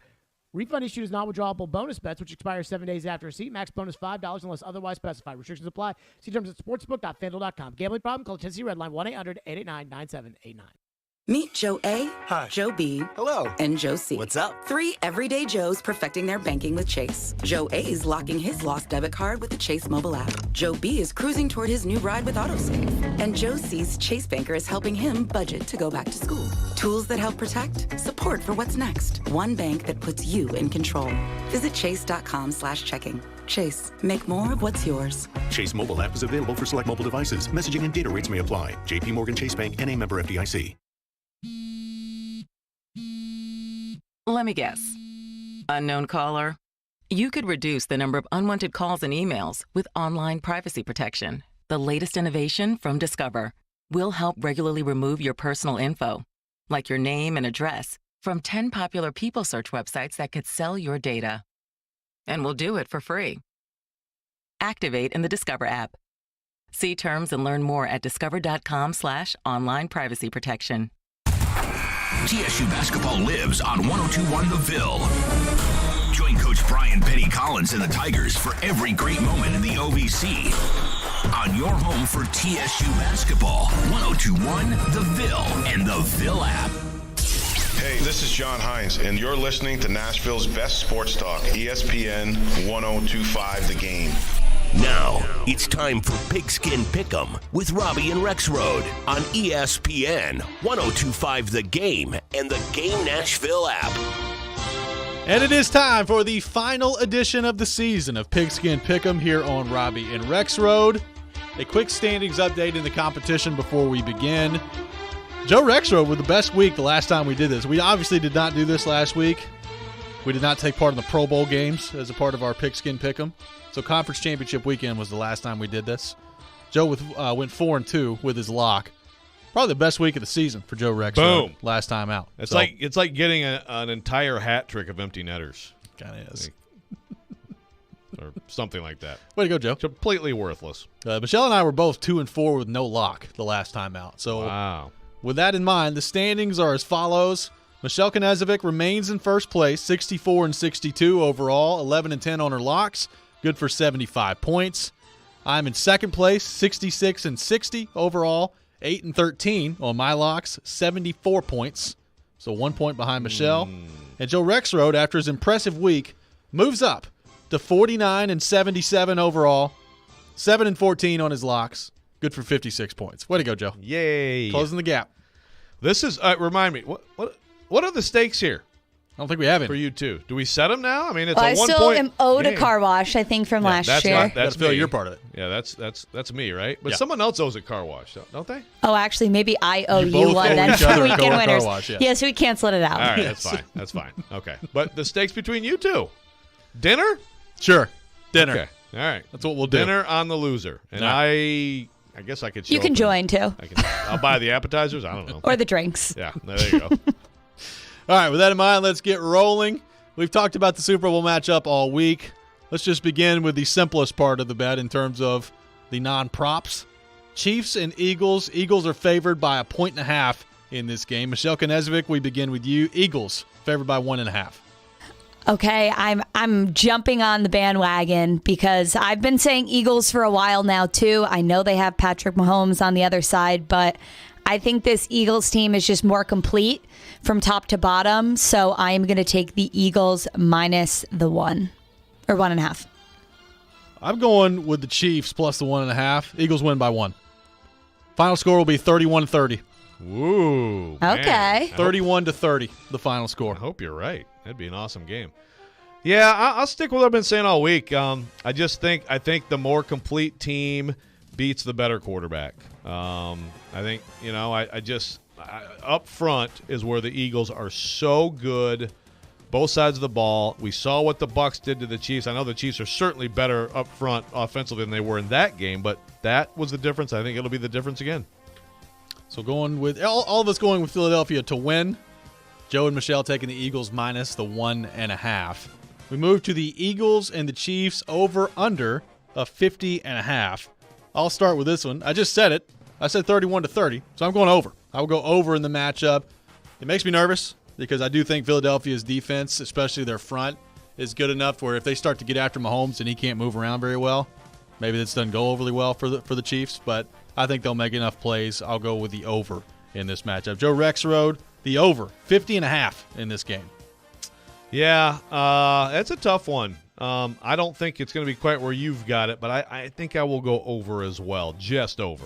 Something like 27-24 kind of game. Slightly over for Joe Rexrode. Michelle Knezovic, the Chiefs and the Eagles over/under 50.5. Your selection.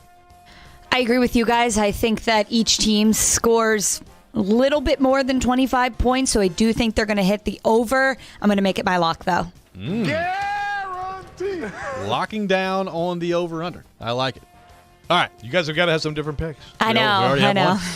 So, wait. I took the Chiefs plus 1.5. Oh, that's right. Yeah. We're good. Sorry. All That's good. right. You said Eagles, but Correct. Ignore me. This is why I'm in third place by far. All right. Who scores the first touchdown of the game? Is it Kansas City or is it Philadelphia? Joe Rexrode, you're up first. Who scores the first touchdown of the game? Yeah, I'm going to go with the Eagles. I think the Eagles – I envision a game in which the Eagles really look dominant, build a lead, and then the Chiefs make a desperate comeback. So going with Philadelphia with the first touchdown. Michelle Knezovic, who scores the first touchdown of the game? Is it Kansas City? Is it Philadelphia?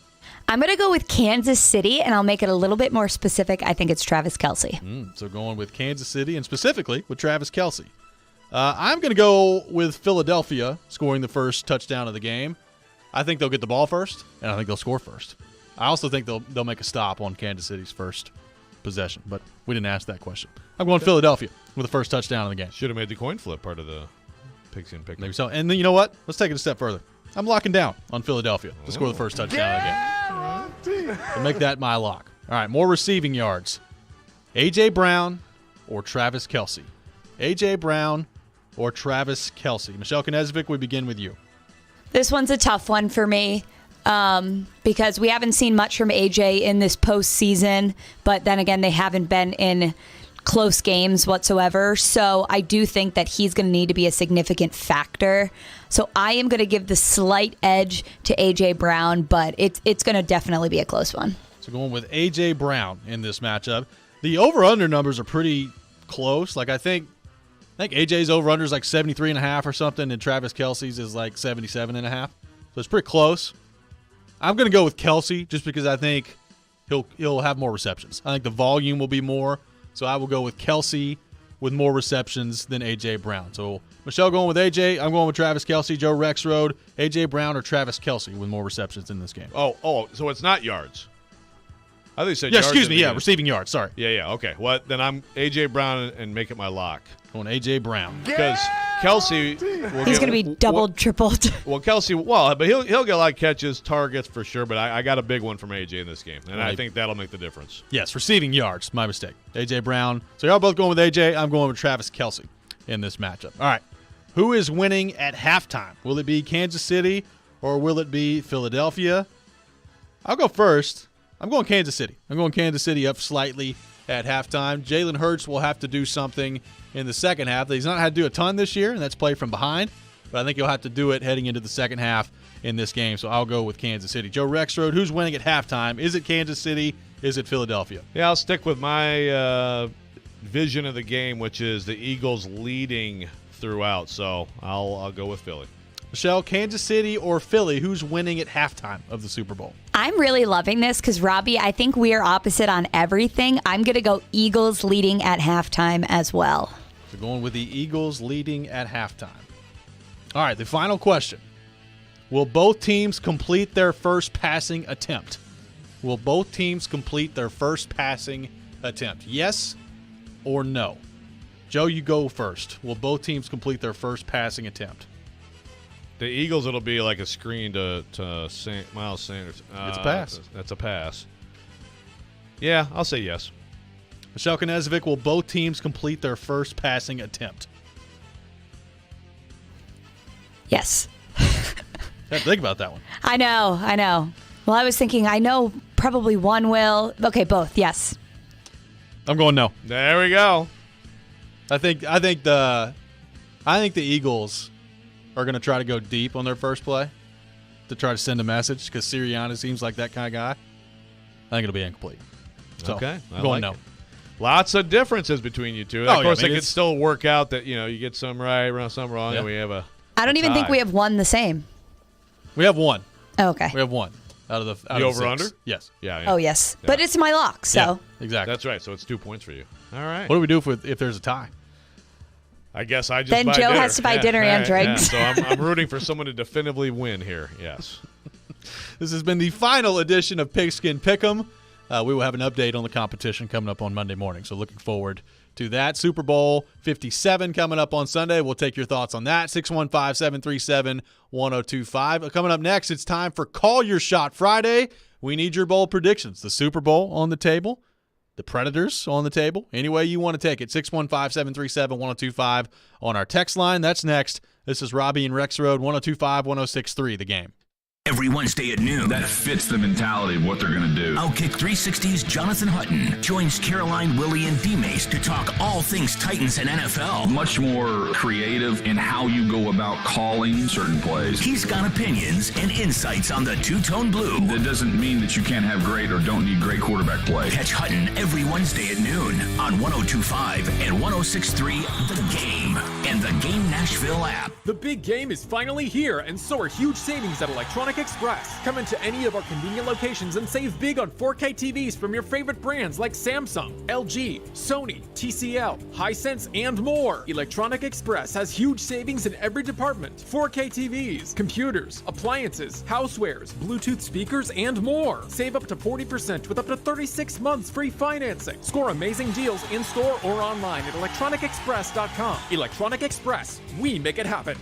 Interest rates are rising, but not at Spring Hill Heating and Cooling. Replace your old unit fast before new regulations increase prices up to 20%. Get a new unit today at today's price and receive up to $1,500 off, or get 18 months of no payments so the first payment is not until summer of 2024. At Spring Hill Heating and Cooling, all new systems come with a 10-year parts and labor warranty. Schedule your appointment now at springhillac.com. That's springhillac.com. Golfers, tee it up at Edwin Watts Golf Shops with the new 2023 Aerojet woods and irons from Cobra Golf. The new Aerojet woods are designed with a unique aerodynamic shape that delivers faster clubhead speeds for longer drives. And the new Aerojet irons are made with hot face technology, so every strike delivers more distance. Elevate your game by swinging into Edwin Watts Golf Shops and get custom fit on the new Cobra woods and irons today. Edwin Watts Golf Shops. Unmatched expertise, unmatched service. Do you take pride in your work? Do you want to help build Nashville? You need to join Ironworkers Local 492. They build Nashville, working on everything from steel erection on buildings and bridges, plant maintenance, concrete, reinforcing, conveyor work, sheeting, welding, rigging, fence erecting, curtain wall, window wall, and a variety of other specialty work. They provide the best skilled iron workers for contractors and projects in Nashville. If you want to build Nashville, you want to be proud of doing it, visit ironworkers492.org. Join Ironworkers Local 492. If you missed the latest from Chase and Michelle, maybe I'm just being get off my lawn guy and I'm being grumpy. But if they just all went away all together and we just didn't have them and you just set a roster, I'm fine with that. See, the way I look at it is, I mean, I'll be honest, I did not tune into either of them this weekend. I saw videos on Twitter, but I just feel like the way that these are set up in the games, it's not a TV product. It should be some sort of streaming, like put it on a streaming platform or something like that, or just stream on Twitter, or because I'll watch the videos and I think they're funny of, whether it's a play or it's one of the competitions they had in the Pro Bowl, and I think it's also fun for the players. They look like they were having fun, and if you're working there, a cool networking event. Chase and Michelle, weekdays from 9 to 11 on 102.5 and 106.3 The Game and the Game Nashville app. Sometimes he gets lonely and needs some company.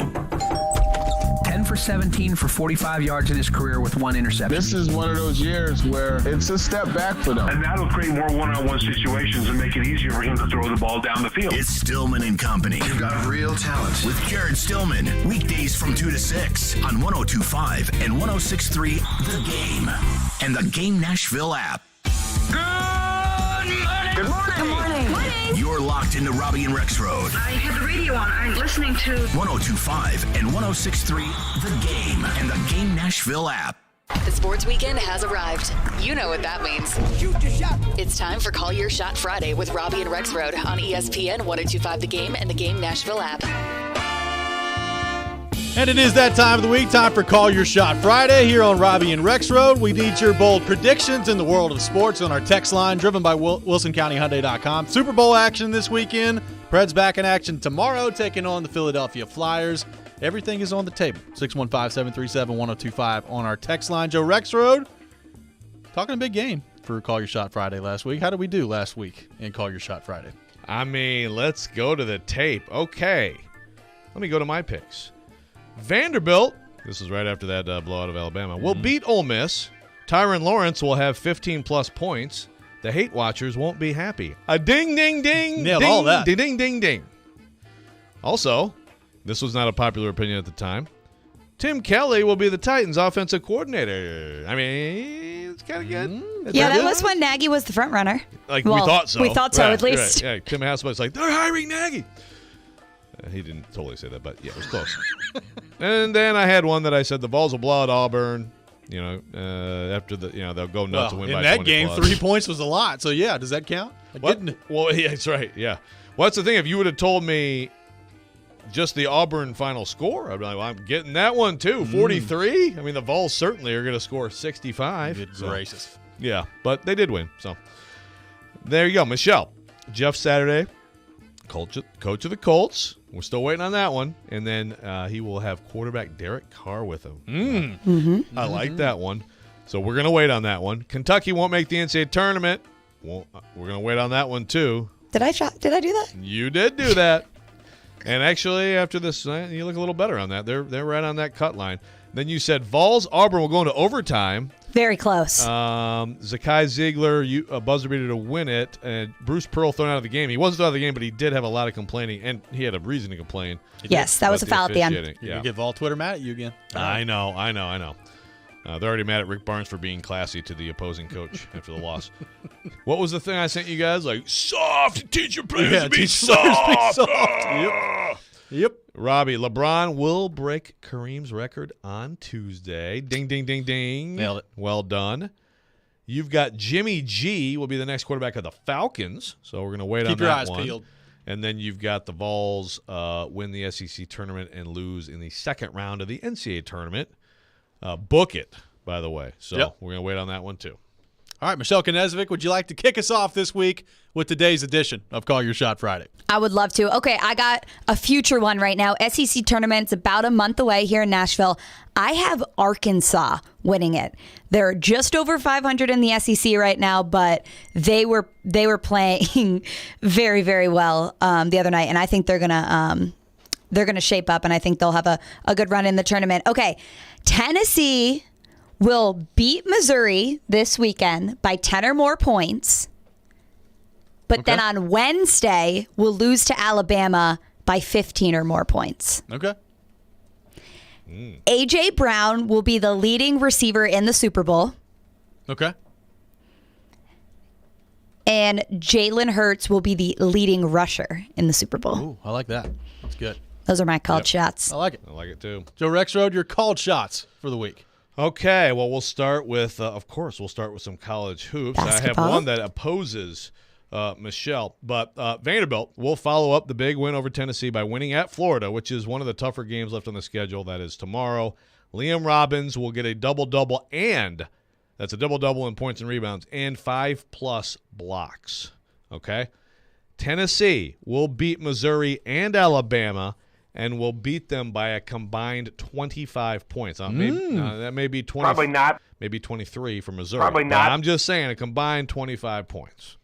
Hey, last time you did that, you know what happened. I do know what happened, yes. I had to mute people. The Preds will lose at Philadelphia tomorrow, and Cole Smith will have the only goal. Oh, so great. There you go. That'd be a nice combination of events on Preds Twitter. It'd be good.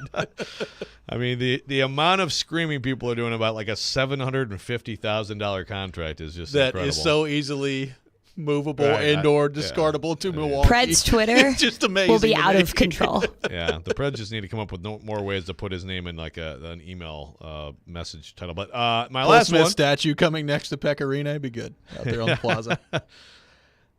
And my last one is A.J. Brown will have a touchdown catch of 75 yards on the first possession of the game Sunday. Wow, first possession, 75+ Coming yards. right out to A.J. I like it. Very nice. All right, my called shots for the week. Ryan McDonough will score a goal tomorrow. Ryan McDonough scores against the Philadelphia Flyers. He's only got one on the season so far. It's a very nice one, but he will score again tomorrow taking on the Philadelphia Flyers. So McDonough finds the back of the net. The Tennessee Volunteers will take down the Alabama Crimson Tide in overtime next week. Overtime matchup. Tennessee wins in overtime. Everything I said about them not being clutch yesterday, Rick Barnes throws directly back into my face because that's how things go when I start to talk about college basketball. So I do love that. You love that, don't you? Ball's taken down Bama in OT. Chris Jones, who has been dominant in the playoffs so far for Kansas City, no sacks, no pressures for Chris Jones coming up in the Super Bowl. I think they totally shut him down. Wow. So looking forward to that. And finally, Marquez Valdez-Scantling will score a 35+ yard touchdown in the Super Bowl on Sunday. Marquez Valdez-Scantling, who, by the way, led everyone in receiving yards on Conference Championship weekend, because of course he did. 35+ yard touchdown on Sunday in the Super Bowl. MVS shot. You gotta like that, man. One of your former. Most people don't even know who he is, but yeah, 35+ yard touchdown. I like it. Those are good. This has been Call Your Shot Friday. 615-737-1025. 615-737-1025. A lot of people going for the under on the text line in the game, so maybe not expecting more of an offensive game. I think people think the 31-30 thing that I've thrown out there is ridiculous. We're going to find out. Well, it's not ridiculous. It's high, but certainly could happen, right? Philly's got a good these defense. offenses are, yeah, they do. Good defenses, but also they both have good offenses. They do. We'll see what happens. By the way, speaking of the Super Bowl, make sure you join Jared Stillman live on Stillman & Company from Radio Row, brought to you by Social Furniture on Charlotte Avenue in the Richland Creek Shopping Center. Pay no money down and no interest for 1 year right now during their tax refund sale. Looking forward to that coming up a little bit later. Joe, your final thoughts on the Super Bowl coming up on Sunday, the final football game of the season. As you pointed out earlier, 7 months until meaningful football after this. Yeah, so just my final thought is, savor it, pick your best apps, get your best dips together, and savor the football. I feel like, and maybe it's just because you can avoid things if you want, but I don't feel like this week we've had like overkill on the Kelsey brothers or on it's been good. The Andy Reid stuff, Yeah, it's been fine. I mean, look, I'm always for – I personally would prefer I don't think we need the 2-week break, I kind of like it. Do you? Yeah. Because then you have that middle week where we're watching. You're watching the Pro Bowl. Now we're watching flag football or whatever. But But yeah, I'm excited for it. I think it's a great matchup. I think we got the right teams, and hopefully we'll get a classic. We've had quite a few good Super Bowls here. Yeah. And as for those of you who are in my age range, you remember when basically we just wanted something that was worth watching as of midway through the third quarter. Got a little Rihanna coming up on the halftime show too. So looking forward to that. Yeah, that's good. I like that. I'm hype. The one good artist halftime is definitely the way to go. Like I liked last year in LA because I love those artists, but the one artist is usually the better halftime. Last year was like Dre and Last year was amazing. And Eminem and everything. They have to work together. Like last year was great with the multiple artists. I'm interested to see how it'll be this year. Yeah, but usually one good artist is good. Like Prince is probably the best one ever, right? That's going to do it for us here on Robby and Rexrode. We'll be back 6 a.m. coming up on Monday. Chase and Michelle up next. This is 102.5, 106.3, The Game. Stuck at work without